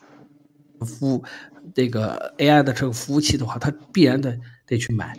或者说它要重新下订单，啊，传统服务器就像这个原来 AI 服务器里面，阿里的这个增量是翻倍的，然后这个腾讯服务器是占它新增就是这个每一年的采购量里面50%，百度只占20-30%。刚给你肯定，百度后面肯定是亏钱，即便是他给这个企业端去开了这个以后，他拿这个就是一个是为了提升股价，但是对他财务报表我觉得不看好。是底层你没有不能把这个成本摊销掉的话，你实际上只是一个短期的一个概念炒作。百度应该是可以这样理解，但是我觉得微软就不一定了。但是因为我之前都说了，微软现在的布局我就觉得是很合理，然后它也是直接冲击了所有这个行业的其他人，根本就没办法跟它竞争嘛。就好像你说的其他那个办公软件，我真的看不到其他办公软件怎么可以直接跟它竞争，因为真的百度不过我说微软应该是这个嵌入到他自己的这个产品是很正常的，他主要是他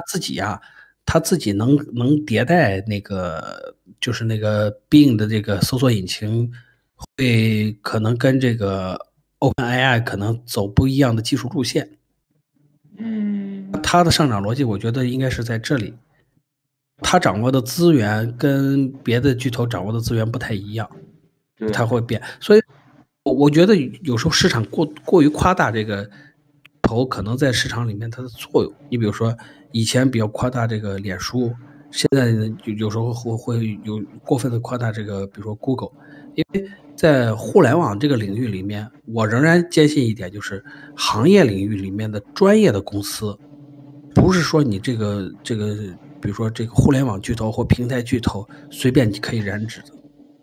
我明白，我大概明白，他专业技术的，他有自己的那个小的护城河嘛，这个我明白。但是我只是说他整体，即便是中国这个即便是中国这个科技最强的这个华为，它在不同的领域里面都有它的重要的合作伙伴。对，不是说这家公司直接能把所有的事情包办的。实际上它是我知道，觉得是华为的这个就是比较好，就是形成一个矩阵。而你比如说这个微软呀，或者以前像 Google， 他们喜欢什么呢？就是直接看好一个公司以后，直接就收购并购，然后直接拿上去到自己的体系。但是有一个问题在哪儿呢？就是你体系的文化可能扼杀掉了以后，你原来看好的这个公司，它的以前在行业里面发展的一个方向或者脚步。而有时候不如这种比如说参股的方式或者合作的方式，能够增强你整个的一个矩阵的这个生机和活力。好，我更看好什么呢？看好像华为这种的，各个行业领域里面有专业的触角，然后也能拿到专业的数据，也能得到专业的这个解决方案，最后能产生经济效益。我更看好这种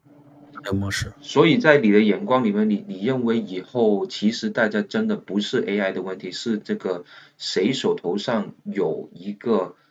不是公开的数据的问题，就谁有自己的 private data 的问题。如果谁有一个非常专业的数据，谁能拿到核心数据，然后你的核心数据能够通过你的模型产生经济效益，对，才能是。我特别强调就是你可能前面的时候强调它的这个成本多，但是你要持续迭代，你在市场上持续发展，必须商业是成功的，商业模式成功的，商业模式是盈利的，那当然你才能。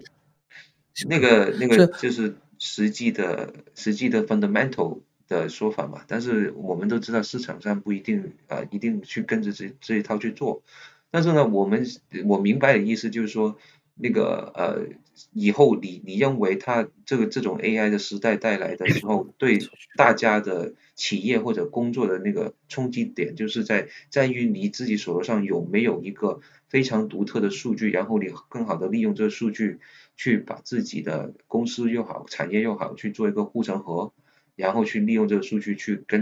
更加好的提升你的自己的那个 net profit， 就是纯利润，所以这个是一个打法吧。后你的工作的好或坏呢，就是刚才毛哥说那个，就是你要把自己当成一个这个数据的这个训练师。你的这个工作的高和低，或者你创造价值高和低，就在于你能把这些数据能训练成什么样的这个产出价值。我对你的这个评价是这样的，我们以前可能有些知识属于在自己的身体里面，在自己的这个记忆里头。以后的世界是什么呢？看谁能把这个数据能够组合，把这个工具能够最大化，把这个工具能创造价值，看你的这个价值是看这个的价值。哎，其实这个也我插一句话吗？你说啊，我说就是它 ChatGPT 现在就是大家用的这些通用型的，给你开放了让你用的这些，它本身是一个宣发方式，它也是它的研发跟测试方式，就是它开放给所有人用，然后这是它研发出来。我觉得那个我同意 Eric 刚才说的，它的另外一个盈利模式是面向那个专业行业领域，因为我们这个行业我是做通信行业的嘛，通信行业有通用网络，就我们的手机就是通用网络，对，但是它仍然有一部分叫专用网络，就根据不同的行业来定制的，所以 ChatGPT 也有可能是这样。就像说了，那些数据我是不能随便给你看的，但我要用，我要提升我的效率，创造更多的经济效益，那我需要 ChatGPT。好，你为我这个行业来定制，我现在不敢能确定，我觉得为一个公司来定制这个可能太小，它可能是针对行业的。就是用它的 SDK 去为某一个行业去定制一套对，新的你软件出来。OpenAI 就为我来定制行业专用的，比如说什么某某某行业思想版，某某某行业专业版，有可能会出现这些东西。那所以最后大头的那个份额的钱还是归纳到那个 OpenAI 的公司里面，就 Microsoft。我知道，所以说最看后也是哪边更强势吧。对，那所以有可能最后也是那个龙头垄断了背后的那个整个操作。是有这样的可能，的确，现在我们已经见到那个 ChatGPT 第四代出来之后，它已经开通了这个 SDK 嘛，所以说可以让你进去利用它这个背后的逻辑去在外面生产一些新的 APP 或者做一些新的东西，但是这些相对来说，这个企业的规模的当然就不可能跟它背后的那个比了，就你只能利用它去做一些，就比方说它现在做了一个相机出来。然后你现在只能通过这个相机在相机上面做一些filter 而已，就这样回事。但实际的那个操控权还是在那个相机手面，然后最大那个份额的利润还是在那个相机本身上面。我不知道反正如你们果要了解是从你们慢慢啊？来如老板，果要是从互联网的发展的历史来看呢，互联网初期那肯定都是赔钱的，基本没有一家挣钱的。资本呢就是玩命的往里砸钱。那现在呢，基本互联网就处于收割阶段了。那收割阶段咱现在看呢，实际上已经造成了社会的大量的内卷。比如说现在，你看现在咱们的社会，很多年轻人实际上就是被平台驱动的嘛。对这个对，送外卖，嗯开车做司机嗯，啊，那开这些东网店啊西什么的，对呀，都是被平台驱动的，然后跟平台分利。比如说平台就做的就是雁过拔毛嘛，做雁过拔毛的生意。那然后咱们再往前倒历史呢，实际上我觉得，第一次的改变是热武器代替了个人的武力值。然后这热武器的出现，导致了整个的殖民化的产生，整个世界变了一大圈。然后咱们工业革命呢，又代替了咱们的这个体力，然后产生了资本主义，整个的社会呢，当时又分成了2个阵营，冷战，实际上也挺悲哀的，也闹得不亦乐乎。那现在互联网时代呢，虽然说到现在为止没有产生这种就是暴动啊，或者武装啊，或者这种人类的惨剧，但是人的生存的状态确实都已经改变了。那现在很多大学生一毕业出去送外卖去，对，那你这种事情在以前就不可想象。对，那这次的这个人工智能是第一次代替了人类内容产出，对，这在以前是完全没有的。所以说，就是人的价值从最开始的武力值，后来的体力，再后来的依附性，现在最后连内容都要剥夺了。对，那这个我真的是不可想象，就是说，可能以后社会会由此有一个非常大的一个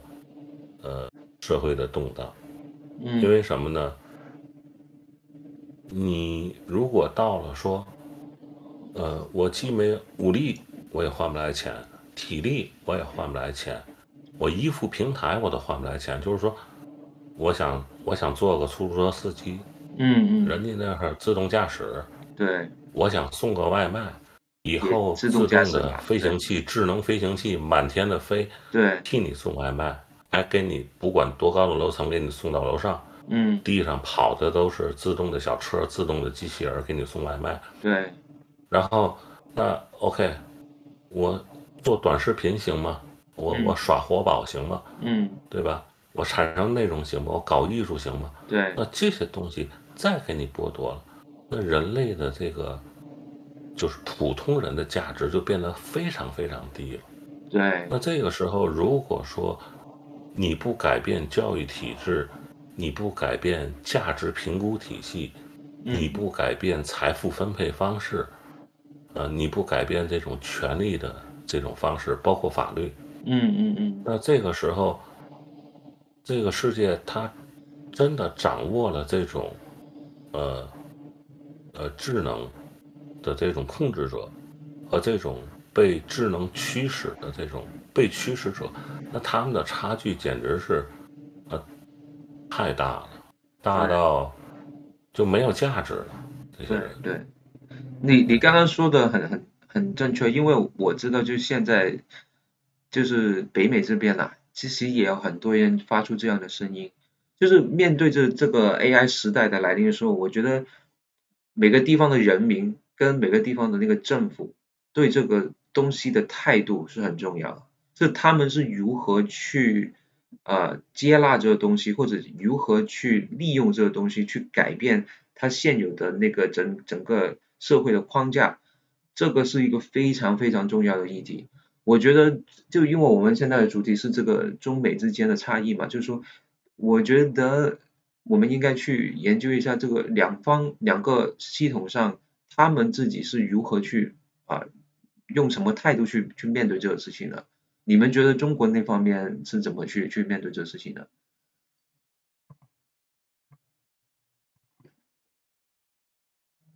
喂，现在讨论这个问题太少了。现在国内说心里话，第一个呢，我觉得大家都有点在回避这个问题。你包括像李彦宏啊，像这些互联网大佬，他们在干这个人工智能的这些人，他们现在只强调技术，只强调商业模型，但是呢，他们都避讳说这种东西带来的社会后果。他们这个我能理解哈。如果你是一个商业人士，你自然会在想，到时候交给社会，社会总有办法解决，但不是我的问题。明白。对吧？我的问题只是改变这个世界或者创造价值。但是这个社会会变成什么样，那不是我的问题，那也不是我该考虑的。社会学家呢，现在对这个东西呢一知半解，或者说离技术离得很远，他不知道这个东西今后会发展成什么样，所以社会学家也不敢说话，因为是这样哈。你现在无论是资本主义，你还是说的社会主义、共产主义，那立国之本，你都有一个社会的这个理论基础支撑，对吧？如果你你说白了，以前布尔什维克打得头破血流，两个阵营死了这么多人，对吧？那为的是什么？为的实际上，它不就是背后有一个理论支撑吗？对吧？为了争夺这个理论的这个生存权嘛。但是现在你没有理论呢，你没有新的理论出来。然后如果说你讨论这种问题讨论太多了，你无论是资本主义还是社会主义，都会影响这个社会基础架构的。地基会晃动的。地基会晃动的。所以说现在就是可能像咱们这种人，也就是说对社会的责任就是没有任何负担的人，可能在这讨论这些问题。但真正的你如果上升到专业，上升到你对这个社会有社会责任的这个程度，或者是你指的这个社会责任是你安身立命之本，安身立命之本的时候，你是不敢轻易讨论展开这个话题的。就 OK， 我明白意思，就是在中国的那个态度来说，可能大部分人就比较偏保守一点，对这方面还是。我说一下这个行业里面的情况吧。举个例子就是，比如说前面的像征信数据是怎么管理的？因为征信数据涉及到很多的企业啊、个人，他这个叫隐私信息嘛，对吧？国家原来是什么呢？原来是按照牌照进行管理，这个像工商信息啊，或者个人这些信息，工商信息呢，通过这个工商局的这个系统可以调取嘛。然后呢，像个人信息呢，通过公安部那边调取。那这边的像征信信息呢，它实际上是牌照进行管理。那你如果这个相关的业务涉及到这个像这种隐私信息，那你要申请这个牌照，牌照有很多的要求。你像包括这个我这边的像机房，这个 IDC 机房信息数据安全也是需要这个办这个相应的资质管理。那中国呢，现在在酝酿呢，有这个数据交易所。我现在知道的大概有几家这个数据交易所，也有可能还有一些这个分行业领域里面的这种数据交易所。你数据交易所，第一个是这个交易主体，交易所的这个主体，它就会有一些这个规范，参照呢，就像类似像金融机构一样，有这个相应的这个，可能是工信部呀这种它这种法规的要求，然后呢，你所有的交易的数据，按照这个一定的规范，那从这个信息安全来说呢，前面的时候我们看到了像这个滴滴，对吧？这个为什么否？就是因为存在这种信息安全，因为前面的这个实际上讨论了很多年，但是没有就是下文。现在了解的应该还是在这个征求意见当中，没出最后的具体的那个版本，但是我觉得应该快了啊，因为数据交易所的这个筹建已经在这个路上了。这个不久的将来，今年吧，我预计应该是今年下半年，应该首家数据交易所有可能就会出现。不是在北京的话，可能就是在南边。数据交易所一旦成立，那你在这个交易所里面交易什么样的数据，它相应的标准规范可能就出来了。回头可能按照这个逐渐去进行这个管控管理了。然后呢，你不管你的主体是什么样的，可能叫主体要符合它一定的规范，然后呢，交易什么样的数据，相应的这个东西，它只影响到少部分人，对，但是真正影响到多部分人的这个，就整个社会的结构性问题嘛。现在对，就比方说美国政府，现在政府没有人出面去谈这个事儿。有的是有的，之前是有的。对，之前在上一个选举的时候呢，有一个叫做 Andrew Yang 的人出来，这个是那个他是一个台湾美籍的一个华人，在美国选举的时候呢，他就很正面的就说这个 automation 的问题，就是说我们已经进入一个非常大的一个自动化的时代，所以我们应该重新调整我们如何去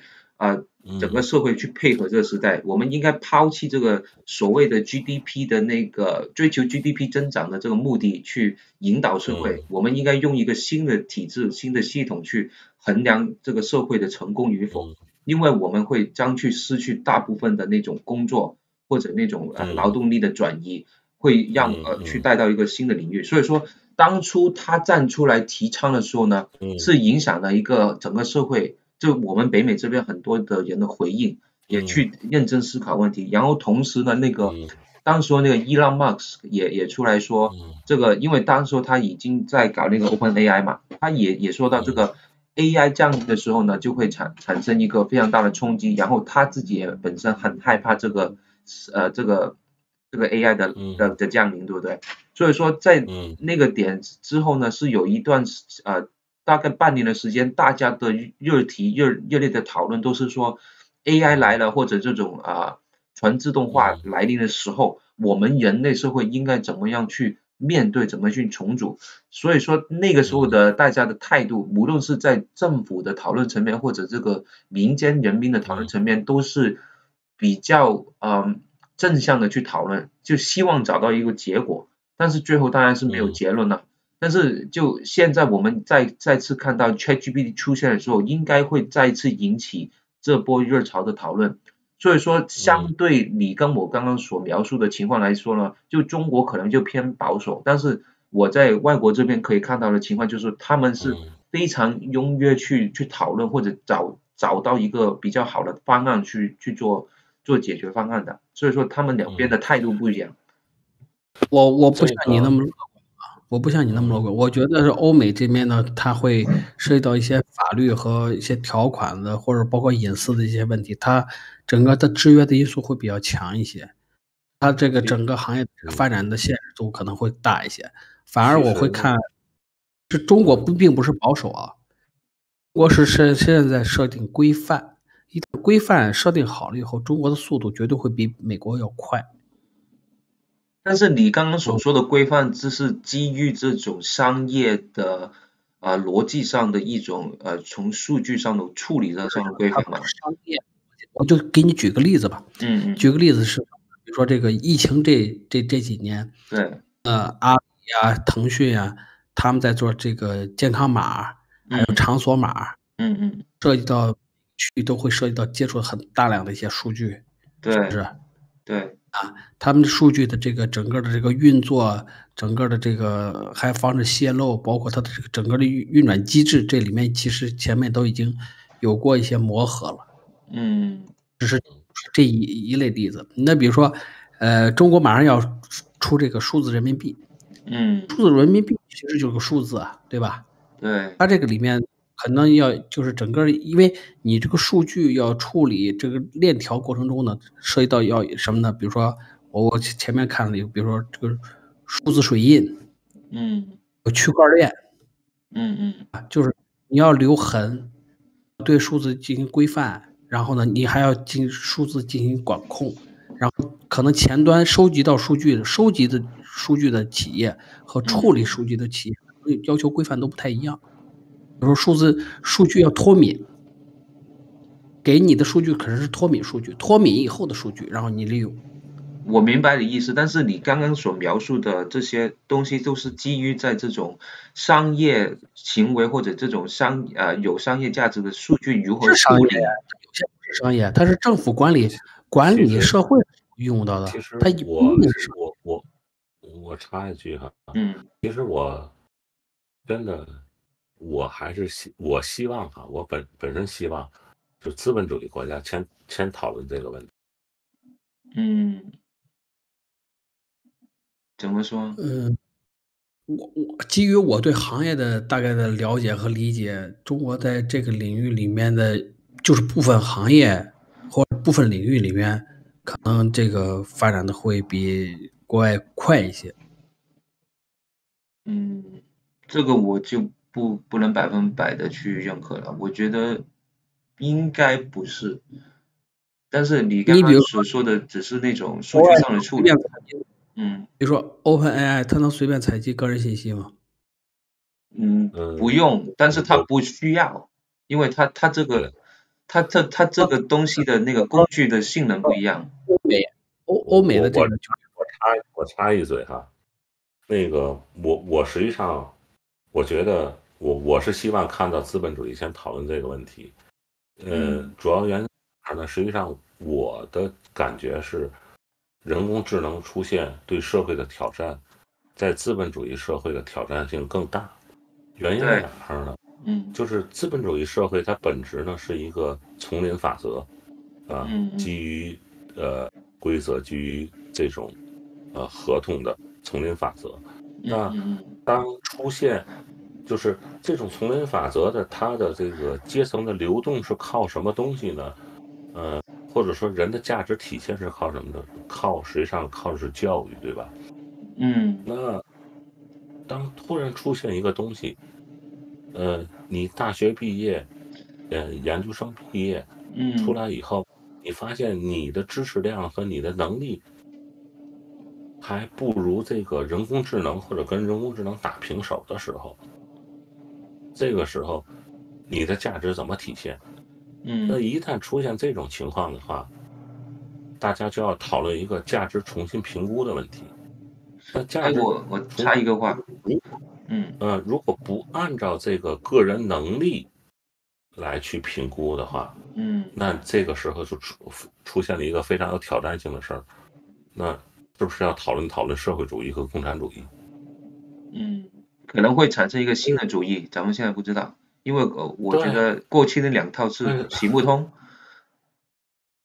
所以说，我知道，就是说，现在因为你共产主义也不是在那种环境下产生的，它只是在那个就是第一次工业革命的时候那种环境下产生的。但现在就已经那个时候人还是有价值的，还是有可能产生价值。对，你现在的人的价值，产生价值的这个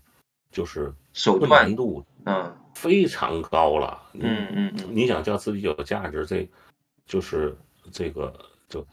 就算就是说内卷就极其严重了吧？对吧？可能就是会有这世界上大量的人就找不到自己的价值了。对，就因为这种世界上情况下你怎么办？对，就是我先补充一下，就我有一点反对，就刚刚你说到就是这个资本主义是利用你个人的教育，然后通过教育来呈现你的价值。我觉得这是反过来的，应该是说你是个人可以在这个这个群体里面用自己的手段产生价值，但是这个自己产生价值的手段往往有很多时候我们回头看其实是跟他的本身的教育是没有那个直接挂钩的。因为你应该知道，就好像 Steve Jobs 那些，他其实根本就没有真正的去读书，对不对？但是他利用了自己的创造力然后自己的一些机遇去组合产生价值。所以说，但是那种是就是高价值人群，就是说普通人群，比方说一个就是对，就普通的打工仔阶级了，对，普通的打工人，那你80%的人都是这种人嘛，都是来打工嘛，对吧？那你打工的这个价值体现呢，就是一个是你的能力，一个是你的教育。那这个教育呢，有时候在你入职的时候就决定了他对你能力的评估的一个体系。有可能你如果没有教育，你都迈不进那个门槛。对，的确是。所以说，对，所以说就这80%的人怎么办？就是说我就觉得就在人工智能阶段，就即便是人工智能阶段，它高价值人群的影响不大。对高价值可能影响不大。对，因为它的能力，不是说人工智能就能轻易代替的。但是对于那80%的这个就是打工人，普通价值人群，别说低价值，普通价值人群，它是能够非常轻易的被这个人工智能和以后的这种体力代替的这种智能机器，给代替了。那这些人是大麻烦。这些人他们遇到的是真正的麻烦。可是你一个社会的基础，就是一个我成立一个社会，采用什么制度或者采用什么方式，它的基础是基于这80%，而不是高价值人群。因为高价值人群你到哪个社会下，它都是高价值。一个资本主义下的高价值，它到了社会主义，它还是高价值。他总有找到方法，对，对呀。他就愿意付出时间去找方法的人，永远能力在那儿了，会成他能力在那儿了。那所以说，就是中产阶级跟那个整个社会的那个架构会产生非常大的冲突。那你觉得那我们就按照这个思路去刮深一点，就是说，那你们认为就中美两边，除了这种社会上的问题或者其他技术上的问题，你整体来说，他们两者之间在这个人工智能来面临的时候，他会怎么样去推进呢？就怎么样去 overcome 这些 problem 呢？会有，我们就假想一下，我先说说我的好，你说，我觉得这种事情，无论是中美，还是全世界，最后都殊归同途，因为这种事情是什么呢？就是说破窗效应，只要对方在做，你不做就不行，因为对，你不做那就是降维打击，那以后在这个世界的这个森林里头，你就没有立足之地。所以说，现在美国在前面，就是走在前面了。对，那我觉得中国会按照美国的做法，会一步一个脚印的在跟着走。就是说你美国怎么做，中国这边也会采取那种方法，你怎么做我怎么做。这个没有办法。然后关于你说的这个就是它带来的问题，中国肯定是在社会主义架构下会去消化这个问题，美国肯定是在资本主义架构下去消化这个问题，但是消化的手段和消化的方法，实际上你们发现了吗？现在中国和美国在处理经济问题上几乎没有主义之分了。可以这样说吧，对吧？但是也不一定，因为你经济本身有经济自己的规律，这个规律你要想追求生产力，你就必须得按照这个规律走，对吧？那现在你看中国，他富人也是富的要命，那底层人也是流动性很差，对吧？这就跟资本主义实际上在经济这一块差不多了，因为什么呢？因为在这个工业时代，你没有资本的参与，你就没有办法推动这个技术进步。你没有办法推动技术进步，那这个你肯定竞争性就不行，这是第一。第二呢，两边都得推行消费主义。你没有消费，你就没有市场，没有市场，你哪来的这个经济啊？对，经济不够活跃，对。所以说，你看现在中国也在推动消费，对吧？买车啊，降价，雪铁龙一降给你降了9万，对吧？赶快买，然后这个你想买电动车补贴，对吧？为了叫你买电动车，比方说我们天津，你买普通汽车有限号，你买绿色能源就没有限号，随便开，对吧？它就推动你消费嘛，这不就是全世界都一个路数吗？对吧？你没有消费你怎么办？对，在这个人工智能上，我觉得以后也是这种状况，就人工智能本身它带来的问题有它内生性的统一性，就它底层逻辑是一样的，所有的社会你甭论怎么制度，它底层逻辑都是一样，都会遇到同样的问题。所以说，我觉得不会说在这件事情上，中美会产生很大的差异性。这是我的理解。我对这方面有点保守，但是我先让你们探讨一下。那个左岸，你有什么想法吗？那个你们其他人可以加入啊，说一下。就在这个中美的那个对人工智能这个发展这方面，你们觉得他们会有什么？我这是刚看了一条新闻，不知道你们看到今天的科技部的，科技部启动人工智能驱动的科学研究专项部署工作。这个相当于是怎么看呢？刚有这条新闻，这算是一个态度吧。所以就是说明中国政府是推进这个事情，但是这个我们也知道，我说的主要是在它实际上是什么呢？就是我去年给你讲过，就是说中国在哪些领域里面，比如说我就说 AI 在科研领域里面，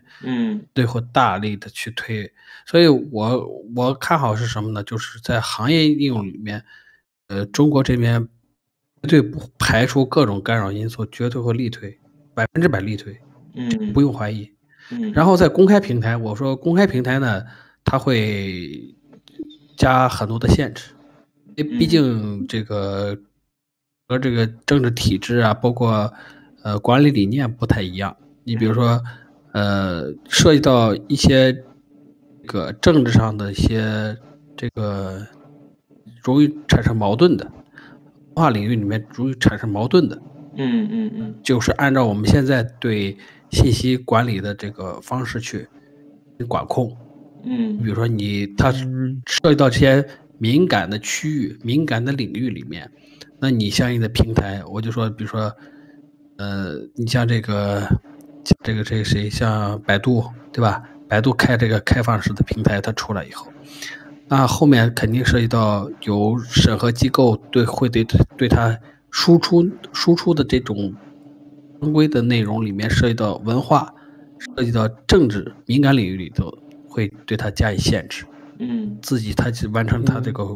平台管理和控制，但是对科技领域里，和这个行业应用里面，绝对会大力的支撑。因为什么呢？以前你像这个，我们的超算中心啊，天津的或者是这个湖北那个超算中心，对，它实际上这个算力都是给这个行业应用里面都是开放的。后面你就发现这个 AI 的这个需求增加了以后，那你这个不管你是云，对吧？不管是阿里云啊，这个华为云啊，百度云啊，或者说这个谁这个腾讯云呀，或这种超算中心，有企业提出这种需求了，然后在合理的这种商业的这个运作模式下，就会大力的支持。我前面就说，中美之间的在生物医药领域里面原来相差50年，但是呢，我有这个 AI 的这个介入，它会有一些法律方面呢，它不会给你卡得很严，或者它受一些不会像美国一样，它可能会受这个很多的法律条款呀，或者是这个利益之争这个干扰因素。中国在这个领域里面，由于 AI 的介入，中国和美国的这个在生物医药领域里面的竞争，回头会很快时间会缩短这个距离。中国的这个在这个CMO 啊、CXO 这个领域里面，本来就是一个这个全世界的，尤其是在美国这个管服务的一个重要的一个区域嘛。那你自己的这种创新药呀、创新这个生物这个领域里面，这个需求会加速你的研发。明白。所以说，在你眼里，我插一句观点好吧？我插一句观点，我就接刚才那个话题。我看了一下，我这个摘要是科技部的，科技部将推进面向重大科学问题的人工智能模型和算法创新，发展一批针对典型科研领域的人工智能驱动科学研究专用平台。我解读的是，就是刚才毛哥也谈到了，就是我们避而不谈它对社会造成的影响。我们现在是保守的不谈。我看了条新闻，我判断不一定对啊，就是他不仅不谈对于民间的这个人工智能的发展，也是持一个观望甚至是消极的态度，但是他在对人工智能对这种国家重大项目这种发展它是积极的，就是他可能不希望你，不然的话，这北美国赶上是，对啊，这会什么？就是在我针对这个重大科研项目，它可能不会引起社会的巨变。对这项新技术的态度跟几年前就是面对那个针对那个3G、4G 移动互联网的那个态度是完全不一样的。3G、4G 的时候，我记得当时的政策应该是放手，然后野蛮生长、野蛮竞争，出了点问题我再去纠错。这个好像这个态度是有区别的。但我先回应一下你们刚刚两位所说的话。第一就是说 ，Eric 的观点就是认为中国它有一个独特的优势，就是在于它处理那个法律问题啊，或者它这个让这些机构如何的去利用数据，然后给一个更好的通道，让它做更大更快的事情，这是有可能的。的确，在北美之间的，就北美这边的，它这个对一些要求啊，可能就是检控啊，或者一些对人的私隐的要求会比较高，所以说有时候你做起一些事情就不是这么方便。这个是现在已经是这样子的，到时候呢有 AI 驾驭的话，就会把这个差异放大很大倍。然后左安你这边所说的，刚刚是说就是在中央的层面呢，他是想更好的利用这一次 AI 的机会，去把握到这些比较大的就是实际的科技性的那个创新，就比方说可能就用一些science 的 R&D 啊，或者这种医药的 R&D 就直接用中央提供的或者国家提供的这种超级计算的服务或者什么的，去激发他们去往这方面加码去做更加多的研发，从这个基础科技上面去领域去尝试着对美国那边的科技领域做一次挑战的行为。但是对这种民间的呢，他暂时的态度还是比较保守，就还没有给出一个摸索或者探索的那个环境给大家去做，是不是大概这样意思？是。那我补充一下我自己个人看法，因为我昨天也跟你们几位有大概的聊了一下，就是第一，我觉得这个就先撇除这个社会层面是怎么去面对这个问题，我们就先说这个技术层面的东西，就是说 AI 现在我觉得两国之间的差异可能就是第一，一定是这个那个芯片去决定。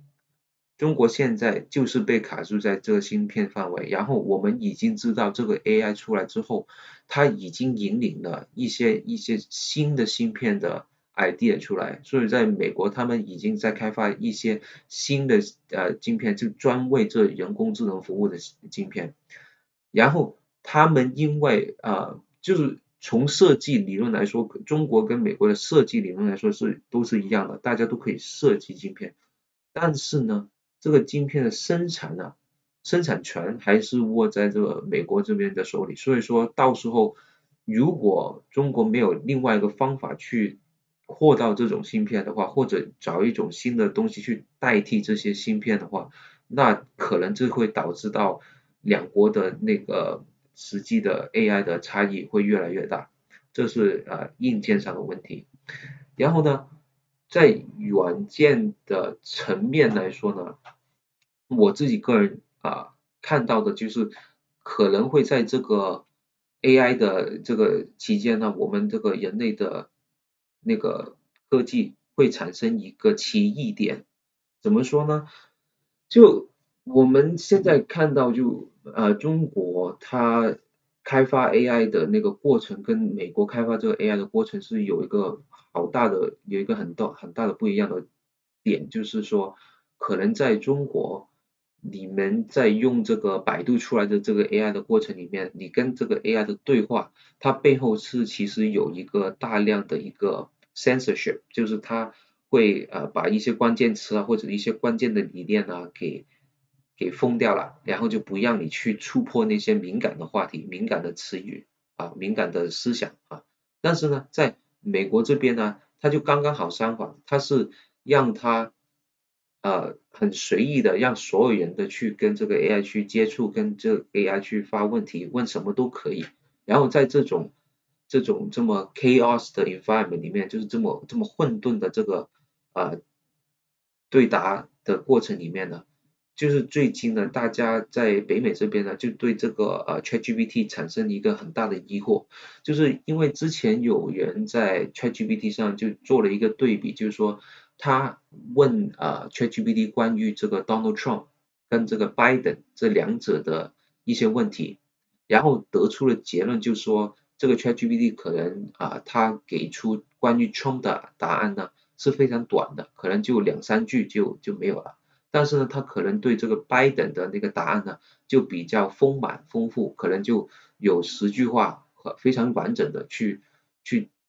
解释了一些东西。然后这个差异化呢，还有一些其他的所谓的 hate speech，就是说在北美就有人会特意的去利用 ChatGPT 去产生一些恶意的可能是有关于种族歧视或者那种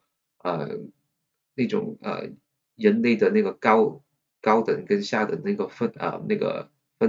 那个歧义的分开这些比较在白人社会里面就觉得这些是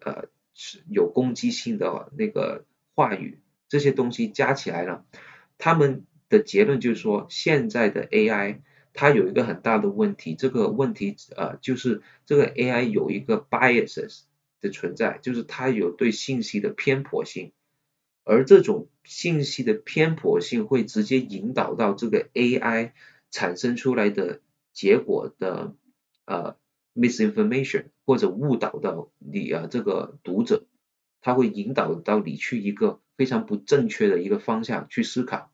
然后他们在这个 ChatGPT 3.0到现在这个 ChatGPT 第4代出现的这个过程的这个升级里面呢，已经在研发怎么去解决这个问题。然后它应该可能 ChatGPT 5的时候，这个应该就会出一个比较好的方案去解决这个问题。但是就是从这个点我们去看的话，我们就可以想象到，如果在中国的 AI 跟美国这个 AI，它两个在发展的过程里面遇到的问题不一样，它就会产生不一样的那个科技的延伸去发展去修复这个问题。所以说，因为中国的 AI 它有太多这个 censorship，而导致到它可能是一个在一个温室保护成长的一个小孩子。在美国我们看来呢，他就是一个小孩子一出生，然后他就把他抛到外面去，让他自己去寻找自己的生存方法。这样的一个不同的成长的经历呢，可能会导致到两个 AI 最后成长出来的结果是完全不一样。然后我们可以想象一下，就以前就我们现在回头看人类历史发展就是有一个奇异点，就是在这个玻璃的那个发展跟玻璃的那个研发出来，就是中国跟西方社会以前是西方社会有玻璃，然后中国社会没有玻璃，但是中国人就做出了这个瓷雅，这个 China， 这为什么 China 叫做 China， 就是因为中国以前很出名，就是它的那个ceramic， 它的瓷雅的工艺跟它那个科技是令全世界惊讶的，因为全世界其他地方根本就没有人做得出好像中国这样的陶瓷的工艺的东西，然后它的那个科技。然后呢，西方这边呢，他没有做到陶瓷出来，但是呢，他做到了玻璃。然后他因为有了玻璃这个东西呢，他就引发去做到了其他的那个，好像窗户然后那个眼镜然后最后去到那个天文望远镜这一系列的东西。或者那个我们在做 chemistry 的 lab 的时候，就是那个化学做的工具那些就是用透明的玻璃去做的，然后呢，我们可以看到那个里面它那个化学反应，然后做出一种去做一些science research 这样的东西。但是在中国那边，就因为他们没有做出玻璃，但是其实那个做 ceramics 就做这种瓷雅的那个工艺里面，它有一部分东西其实只要它继续往那边发展的话，它就可以产生玻璃的了。因为我们知道那个瓷雅表面不是有一个很光滑的一个光滑面嘛，其实就是那个光滑面继续往那边发展的话，它就是有可能产生玻璃出来。所以说就是因为这个奇异点而导致到西方跟中国的那个科技的进展是去了两个完全不一样的方向。然后中国那边虽然之后慢慢也从外面引进到玻璃回来，但是他也没有去把这个玻璃去做成一个习以为常的一个工具，就是比较少数人才可以用到玻璃这个东西。因为在那个时代就比方说好像外国他通常用到玻璃可能就是做一个玻璃杯去喝红酒，然后在中国这边我们因为有很好的那个瓷雅，我们用的杯子已经非常好了，就不用去想象去用到玻璃这个东西。然后因为我们中国发明了那个纸，然后我们那个纸的透明度也够，所以我们用的纸去代替那个窗户，也没有意识到那个玻璃可以做一个全透明的就是曝光量很好的一个窗户，而导致到呢就算这个油灯也是，油灯我们也用那个纸去做一个外面的包住那个油灯的那个屏幕去保护这个油灯里面的火不被那个风给吹掉。但是在外国他们是用玻璃去盖住这个油灯，让那个油灯的光更加好的通透出来。然后这个也影响到呢当时候那个科学家他是发生什么事，就是因为中国的很多那个科学人员或者那个学术界的人，他要在一个比较暗的地方里面去看文字处理文字，所以说他就可能对他的眼睛非常不好，然后就导致到他很多人就有近视或者什么，然后他也没有那个玻璃去做这个眼镜出来，而导致到了其实有很多当年的中国的那个科学家什么研究的他们的那个研究的生命是相对来说是比较短，但是在外国那边呢，在西方那边，因为它有了玻璃，而导致到他们可以，就算他那个视力不太好，他也可以利用那个眼镜去帮助他更有效率的去看东西、看字，然后他在室内跟那个室外呢，因为也有玻璃的那个穿透那个透明度，然后他在房间里面看的时候呢，他那个光也够光，然后在白天的时候，他那个透光性也够光，所以说他有更好的那个学习环境。所以其实就是在一个科技发展的时候，通常就是有一些小小的奇异点，然后这个奇异点就会引导这个整个世界的发展的那个方向完全不一样。所以我觉得在今次这个新的这个 AI 的对人类的这个整个社会结构的冲击，就有可能再次在某一个点上发生同一样的事情，而导致到中国跟美国的出来的 AI， 然后因为这个 AI 而带来的一连串的产业的改革或者产业的那个进步的方向前进的方向是可能会带出完全不一样的东西。我先不说，我不是说批评或者什么，我不是说哪一方好与坏的问题，我只是说我们可以从历史来看，就是因为有这些起点而导致到我们人类社会发展的不同的方向而已。你们觉得怎么看？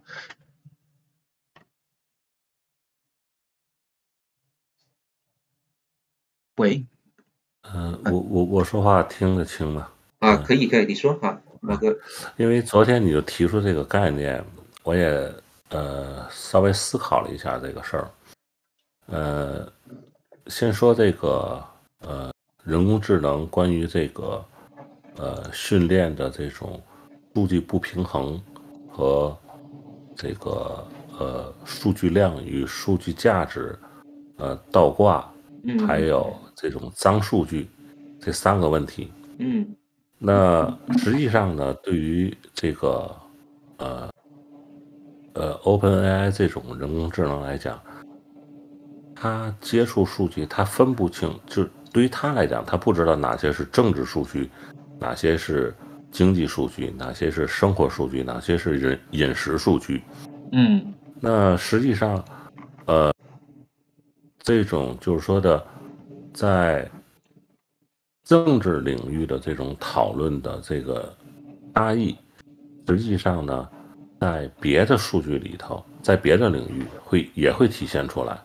比如说科技领域，比如说这种生活领域甚至饮食甚至文化那在这些领域呢同样的也会产生那种政治领域的那种数据价值和数据量的倒挂同样的也会产生一些脏数据，甚至呢同样的也会产生一些误导性的数据，就是有人专门去误导这个人工智能，那这些问题都会遇到。实际上对于人工智能来讲，你从他的角度来讲，他基本上他不懂什么叫政治数据，或者是说什么是生活数据，他不理解这个，对他来讲都是数据。所以说从技术来讲呢，我觉得同样的这些统计学意义上的这些问题，大家都会遇到，在各个分支领域都会遇到，所以说这块我倒不是特别担心。然后，实际上呢，我真正担心的呢，就是前面你说的那个芯片的问题，因为这牵扯到一件什么事情呢？牵扯到一件参与的广度，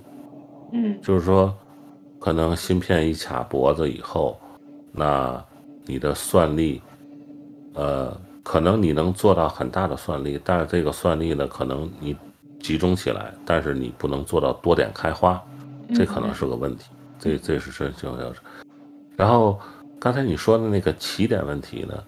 呢，我是不是可以这样理解？就是实际上就是一个问题的溢出效应，比如说可能一个问题它的溢出效应会带来很多后续的变化。对，那你举的这个玻璃的例子呢，其实从我的角度来讲很好，就是我认可你这个例子，因为实际上基础科学是从研究光开始的，这个大家都知道，包括三棱镜，然后从三棱镜的这种光谱的分布，慢慢的大家走入了这个基础物理的这个大门。但是这个实际上没有产生玻璃的这个本质问题是什么呢？它是上一个问题的溢出效应。它也就是说是按照一些学者去分析，就是因为是一个环境问题，所以说我先回应一下，也不是环境问题，这个就是实际上咱们在清朝的时候呢，咱们真的在国家制度层面，就是说那个时候呢，就是说的无论是在这个民众的文化程度、识字率和政府鼓励民间去做这些个科技类的东西，它都是不鼓励的。那个时候基本上就把人固化到文的这个层面。为什么呢？因为科技的进步有可能影响到它政权的稳固。当时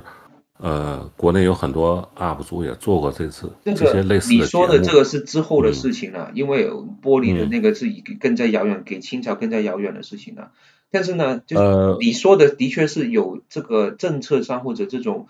政府干预了而导致到影响这个科技发展，这是另外一个议题。但是我想表述的是什么呢？我先回应一下你刚刚所说的，就是你觉得这个中国的 AI 的大数据的分析跟北美的那个 AI 大数据分析结果出来都会遇到脏数据，然后也会面临这脏数据的问题。但是我想表达的是什么呢？我想表达的是两个地方它的那个土壤，而导致到它的那个环境不一样，而导致到呢什么？我想表述什么？就是说，在美国，它怎么样去发现这个问题呢？就是因为大家都一起去用了，然后大家发声，然后大家去探讨，是一个开放性的问题，对不对？然后就所有人可以参与其中，然后他们的那个整体的那个动力会很大，而在参与的其中，它只是不一定只是针对着这个 ChatGPT 这个 AI 它还会引发很多科学家或者大众的思想，就是去再次审查这个 AI 它的定义、它的核心问题各样，对不对？它会延伸很多不同的新的开放性的话题跟开放性的问题出来。我明白你说的意思了。对了，然后在中国它反就因为它这个你可能有个误解，那个谁马斯，这个你可能有个误解。就是在中国这个社会环境下呢，虽然说这个有一些就是牵扯到政治言论的一些个过滤，但是实际上呢，没到你说的那种程度，就是说把这种自由讨论的气氛都给挡住了。这个我建议你呢，去看一下这个就是国内的，比方说头条。你看国内的头条呢，在这个就是主题上，就是说他 UP 主发的这上面他是有审核的。我知道，可能就是审核这个本身就是一个 censor 嘛。对，但是你会发现，在它的底下的这个大伙的评论和聊天的这个内容区域里头，那个东西是天马行空，什么都有。你可以这样说，但是我说一些实际例子嘛，就最近就是说。我也知道的，第一我也知道外国也有它的 censorship，就是这个 censorship 是每个国家都有，我只是说这个 censorship 的程度而导致到之后的影响哈。然后就好最近嘛，中国是有一个 UP 主，他是在 TikTok 就在抖音上做了一个系列的视频，就是说到处用100块去购物，然后呢就通过这100块去体验这个每个打工人的100块他实际可以买到一些是什么。然后呢他遇到一个他做了一集是去找一些老人家，然后呢就希望跟这些老人家去探讨，就看看他一个月的那个退休工资是多少，然后用他一天的钱去做一个消费行为，看看可以买到一些什么东西回来。然后呢他遇到了一个婆婆，然后那个婆婆是一个农村出来的婆婆，然后他跟他那个 UP 主说他的每一个月的那个退休金可能就只有100多块，然后呢这个 UP 主呢就用了他整个月的钱去帮这个婆婆去购物了，买一些生活用品。但是呢他做完这个东西之后呢，就平台啊各方面呢就把他这个号给删掉了。然后因为大家都懂，对不对？他这样做法就可能反映到一些社会上里面的潜在的问题，而这些问题在中国现在政府眼里，他就觉得这些问题不应该公开讨论，不应该拿出桌面上去做，因为它是一些现在没办法解决的问题，它可能会带来整个社会的一些动荡，或者大家对这些不公平的现象去做一些讨论过激的氛围，对不对？就是因为我们可以看到实际上它有这样的氛围，而这个氛围就会影响到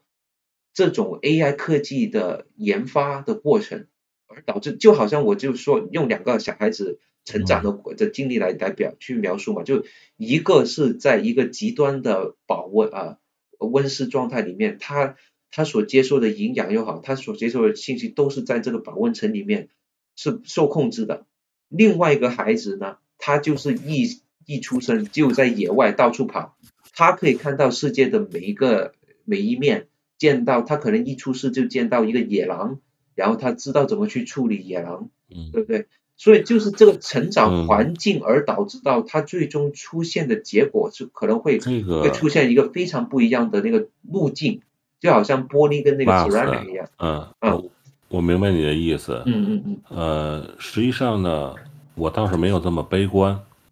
第一呢，就是说的刚才你说那具体的事例呢，咱不提了，因为我在跟 GTP 对话的时候，实际上我也遇到了他阻挡我提到的一些个非常敏感的东西。对，所以我刚刚说了嘛，就是不同程度问题嘛。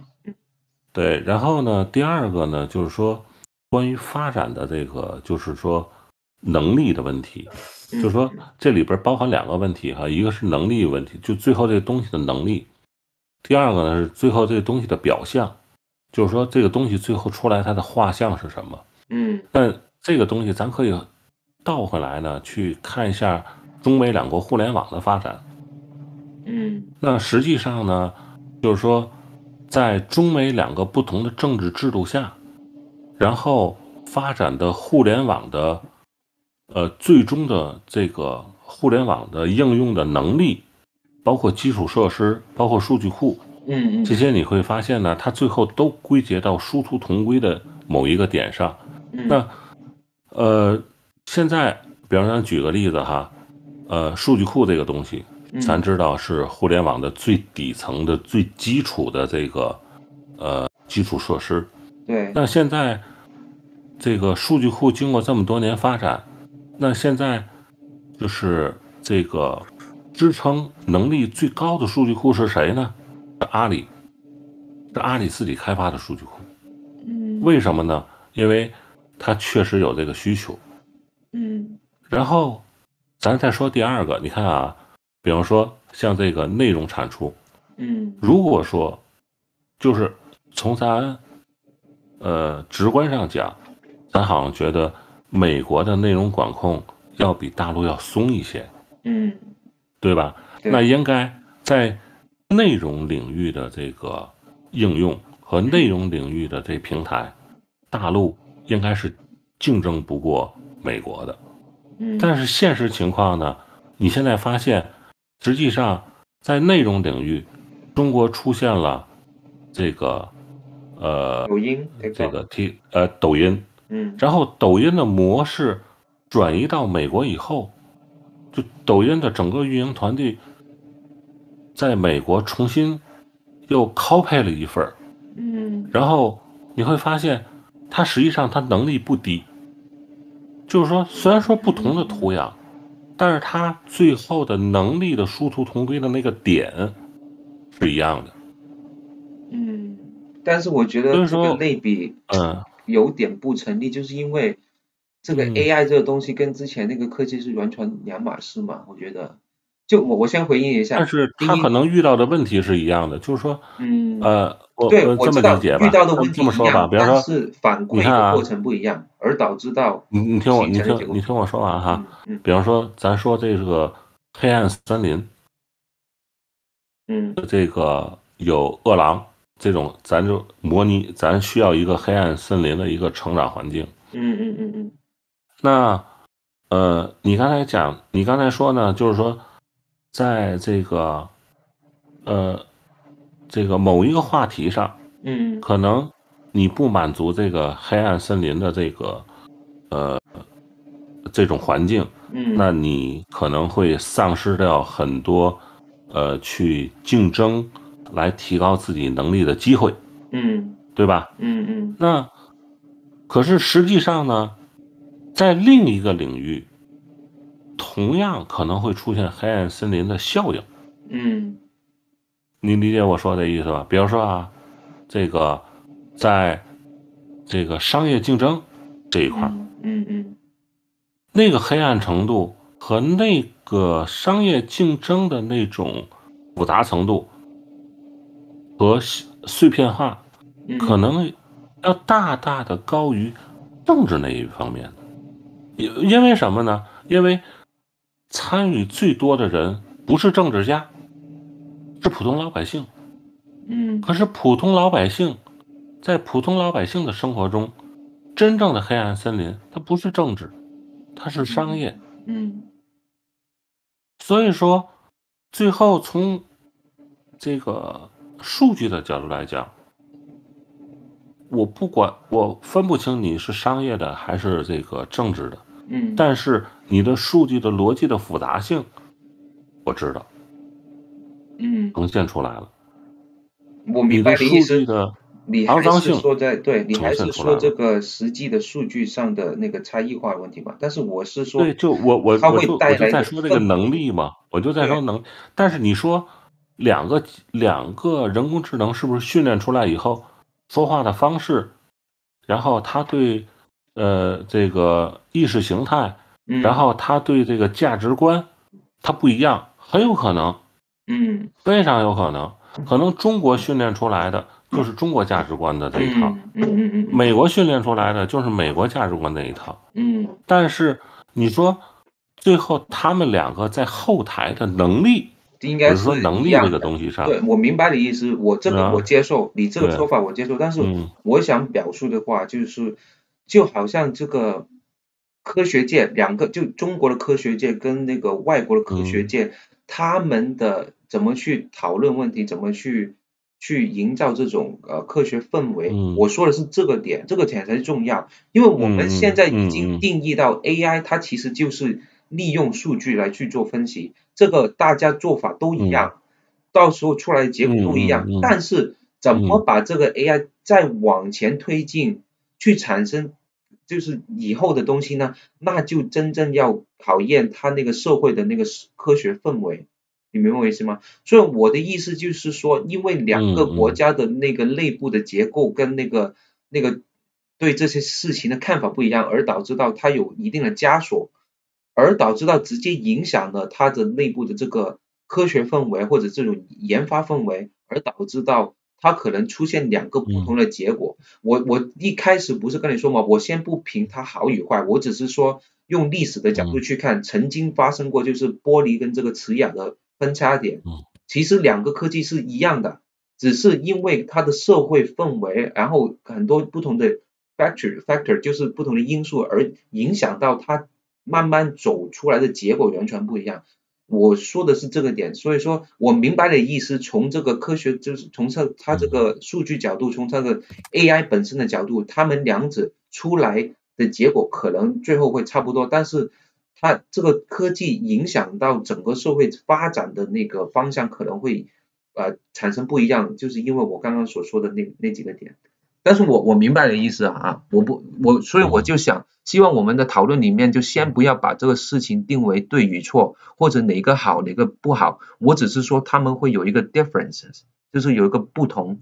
然后这个不同就是我就觉得很有趣的点，这个就不同。Max， 不好意思了，太晚了，明天我还要工作。哦，没事没事，我可不可以先撤了啊？可以，谢谢你啊，谢谢你啊，好，不好意思啊，没事，谢谢你的发表。 Max 啊，北京时间1点多了。好，对，那其实我们今天也讨论的差不多了，最后你们还有什么发言想跟观众说一下呢？去做个结尾。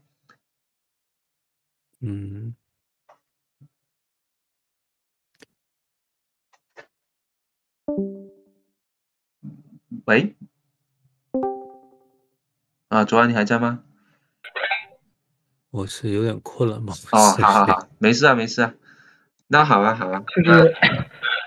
大家最终讨论的结果是，就是觉得中国在这边的科研环境还是比不过美国，是吧？我看到最后好像集中在聊这个话题。就可以这样说，对，就因为各种原因的环境影响到了这个结果，然后我只是那我之前有想问的，就是你们认为，就是左岸之前也聊过的，他认为这次的态度可能是和过去的那种自认放流不一样。那这次你觉得是好是坏呢？我看2035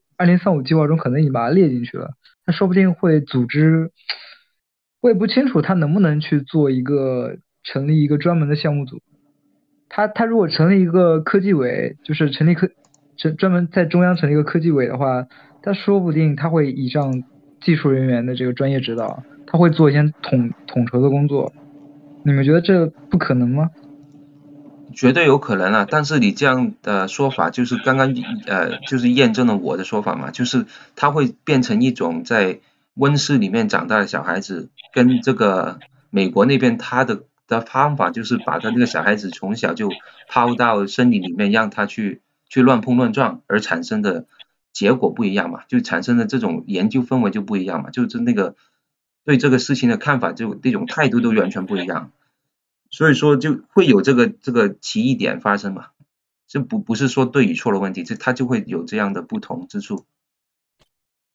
那这个主要还是看国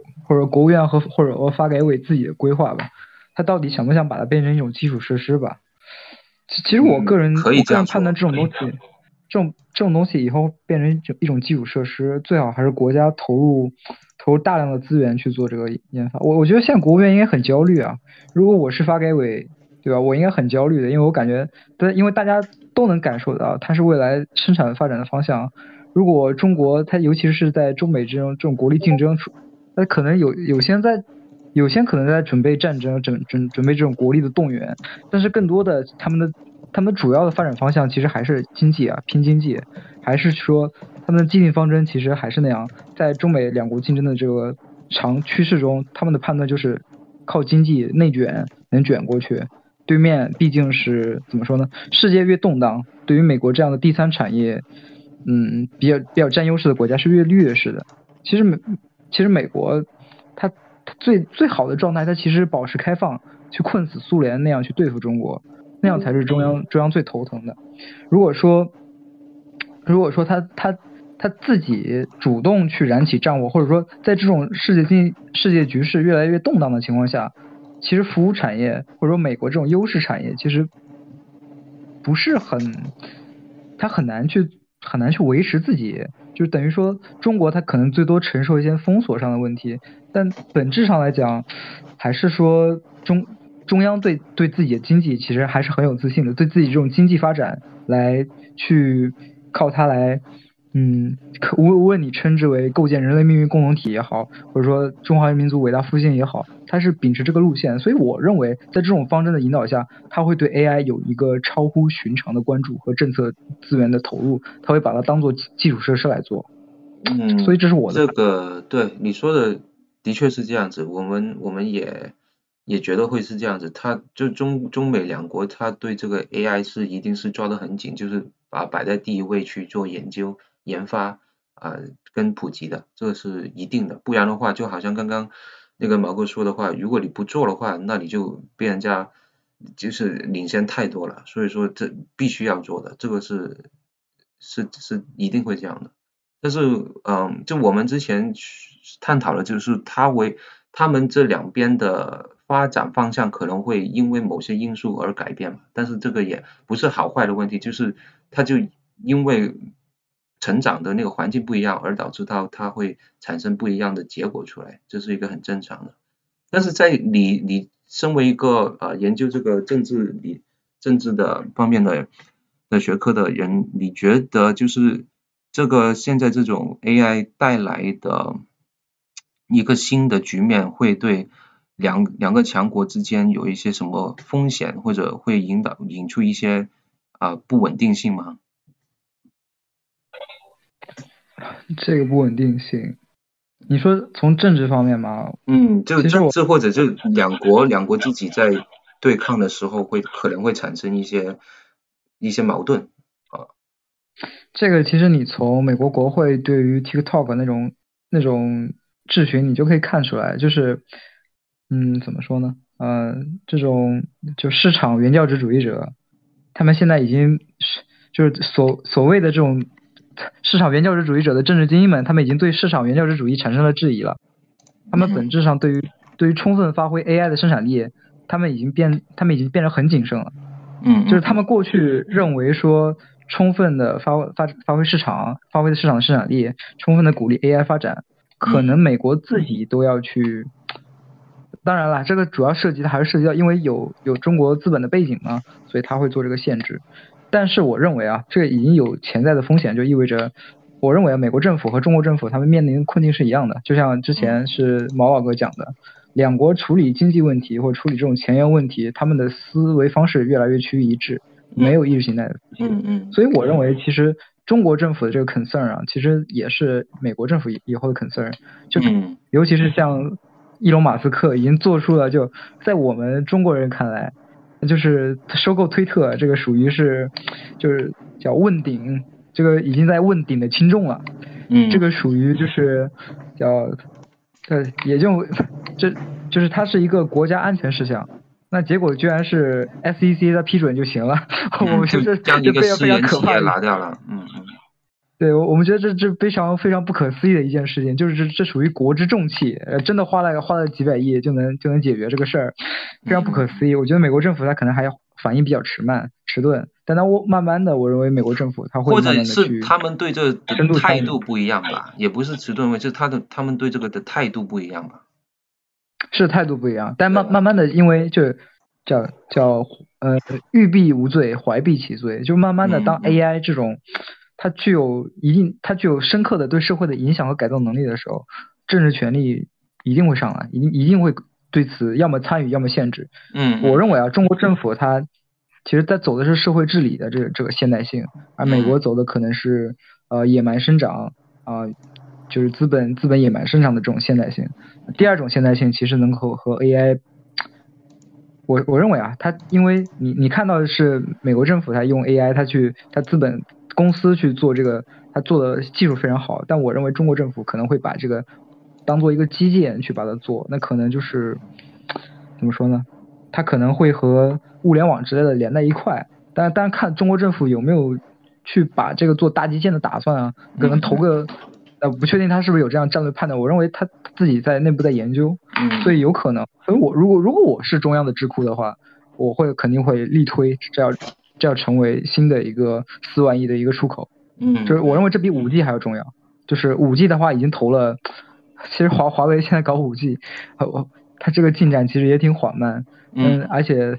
它属于重资产，但 AI 那个其实怎么说呢？它是轻资产，你再怎么投入，最终它这些无论是算力，它都可以就是哪怕 AI 做不成，它能够做其他东西，它能够提升一国的国力，这是没有问题的。所以这方面的投资，我认为它无论是对信科人才的培养，还是对整个不同，你说 AI 或者脑科学或者怎么样的去做一个统筹的跨学科的这么一个建设，它本质上对国力是增长的。所以如果我是中国的智库的话，我会这么建议。它一定是个重点投入。他们已经是这样这样做了。就刚刚那个左岸不是说最新的那个新闻就是发稿了，就是中央会很支持力度很大的去做这种科学的研究啊什么的，就用 AI 这个。但是我觉得是哪一个新闻？是哪一个新闻？请问是哪一个新闻？我不知道，我也不知道，你可以有空自己百度一下。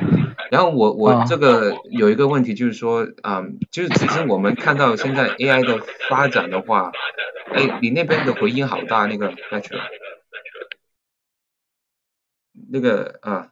就我们这个AI 的发展，就现在面临这个问题，就是我们现在这个时代，就今天这个中美的关系不是太友好，然后全球的那个局面也不稳定，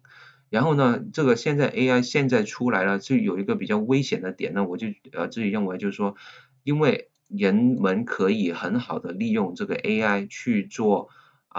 很多的这种content creation 就是生产内容，然后呢，它也可以利用这种生产内容的手法去生产一些误导性或者一些错误的内容，去引发整个社会的或者引导整个社会的对某一些议题或者某一些人、某一些地方的看法去产生这一大量的内容，而这些内容的产生或者这种内容的话语权，有可能会引导到这个社会的更加往不稳定的方向去发展，真的有可能会引导出甚至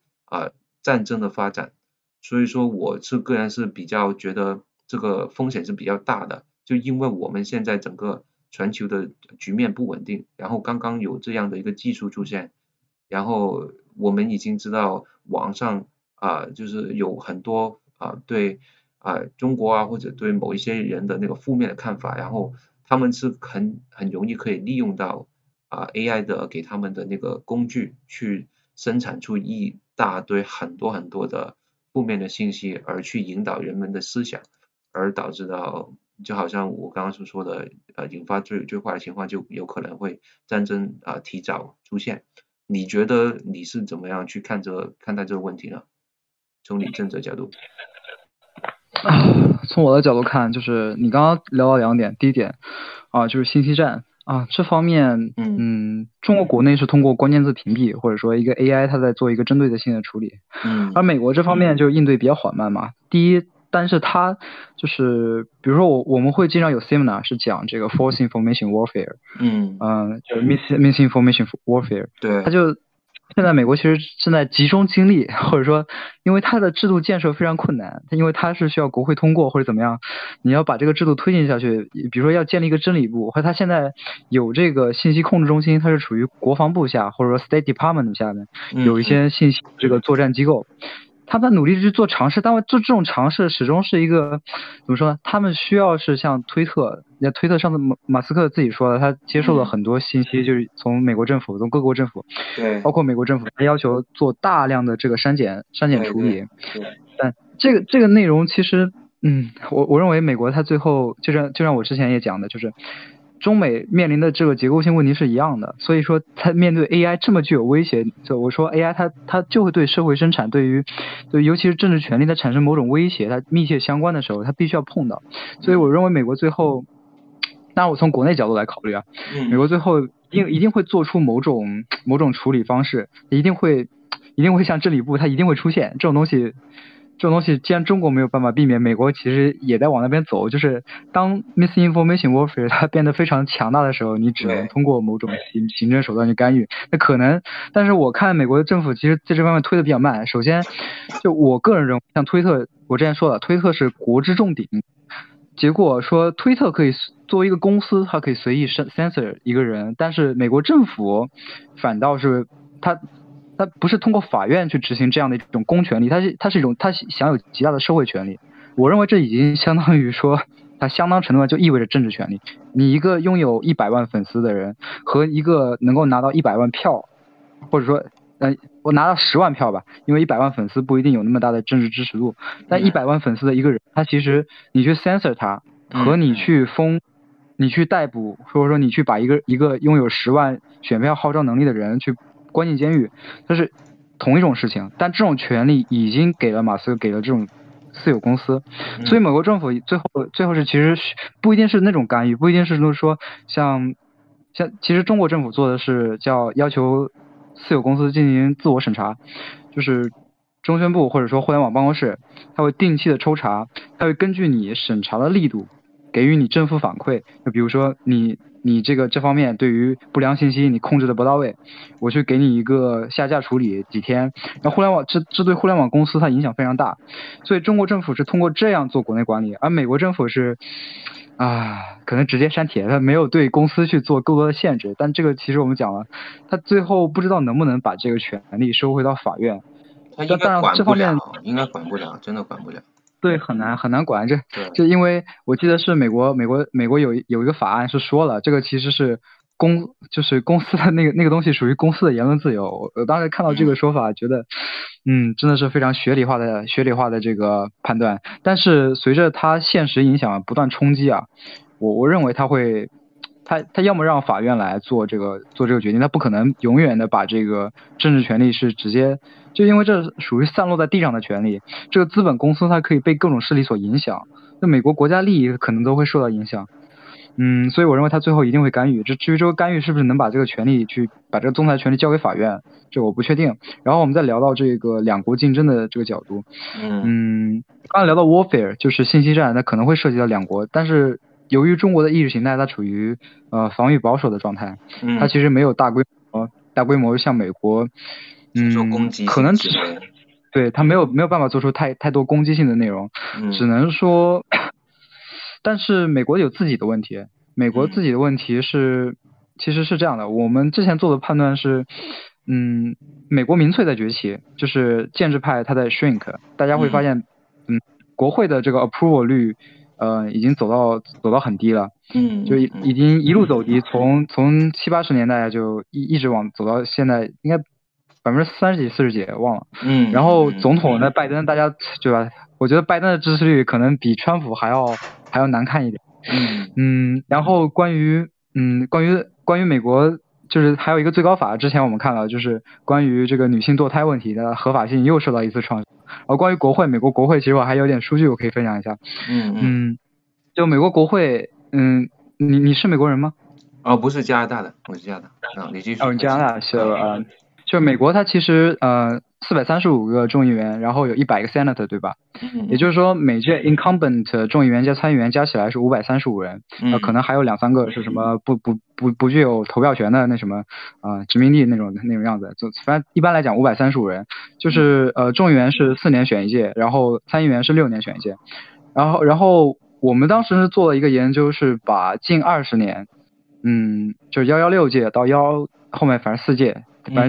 反正5届众议员，然后3、4届这个参议员，我们把它整个信息都爬下来，当时做了一个分析嘛，就是其实后来我们一开始没想统计那些非常具体的，但是既然人都有了，既然这个议员的信息都有了，我们就做一些统计，然后你猜一下，就是他们按道理不是众议员是2年选一次，然后就是他们选了其实10次嘛，20年间众议员选了10次。然后参议员选了大概3、4次，就是理论上来讲，那应该有5000多次任职机会。那你猜这20年中，美国总共产生过多少位立法者吗？不清楚。你可以 make a guess， 你 make a guess。就有5000多次、5、6千次的选举机会。比较少的吧。对，总共只有1000多人。所以说，基本上在台上的就是台上台下，就是上台，就是不是你就是我，就总共就整个美国政治就在这20年间就在这1000人里边玩，1000人里边选出500多人，对，就是这么个家伙。然后这非常神奇的是，美国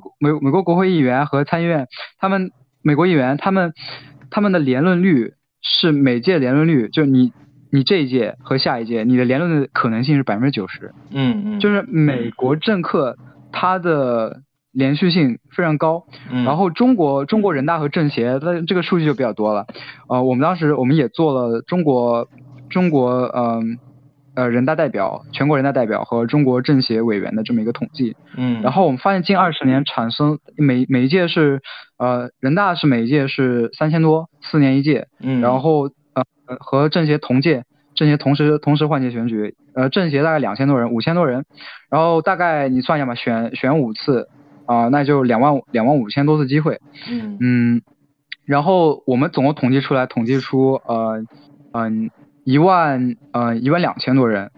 然后12000多人，也就是说每次 incumbent 的是5000多人，然后5000人左右，然后这个统计下来是13000多人，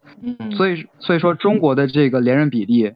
你可以算一下我们统计的是中国人大代表是13000多人，因为政协的那个人不大好统计，所以我们先统计是13000多人政协人大代表，然后3000，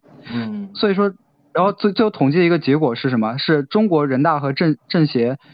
这中国人大代表的他的换届成功率，这个连任成功率是30%左右。这个数据我们觉得还是就是怎么说呢？就比较健康，它至少是在不停的更新，但比美国那边好一点。两边的换血能力不一样，对，两边换血能力不一样，可能会引导出一些新的观点，就是在政治层面里面有新的观点出现。对，还有一个数据我们关注了一下，我们特意关注了一下，就美国那1000多人他的这个被判受贿的这个情况，然后我们发现美国国会议员这1000多人总共被起诉过的大概几十个人，然后真正被判入狱的大概是21个人，从截止到2021年那个数据，那也就是说平均一年就美国的立法者中只有1个人进监狱。中国这方面就比较多，中国好像有几千人，我们统计有几千人进去了。所以说这两边的这个政治自净能力其实也不是同一个标准，所以说。但是我觉得你说的是一个层面的事情，但是问题我觉得呢，有一个东西就是因为这个，就比方说嘛，因为我们最近不是知道那个在国外的一个组织，就国文贵的那个组织嘛，他不是建立一个平台叫 GTV 嘛，对不对？然后他利用那个 GTV 的平台就收纳了很大量的资金，好像有10亿美金嘛。然后呢，他就好像他这种的一个人，然后他组织出来的东西，然后他可以利用他自己的组织去开发很多不同的信息出来，然后这是在 ChatGPT 出现之前但是我们可以想象，就好像这类的案子以后可能会越来越多，因为他们生产的那个内容的手法跟各样的那个成本会越来越低，那可能这些人物出现在美国越来越多，然后他们会产生一些内容，而引导整个社会的那个声音去再反过来引导那个美国政府要做出一些决定，而可能导致到这样子会成型一个 death spiral， 就是一个旋转性的一个毁灭性的一个结果，就可能因为有一些人操作了信息，然后引导到最终结果就两国之间会真的发生冲突，而这些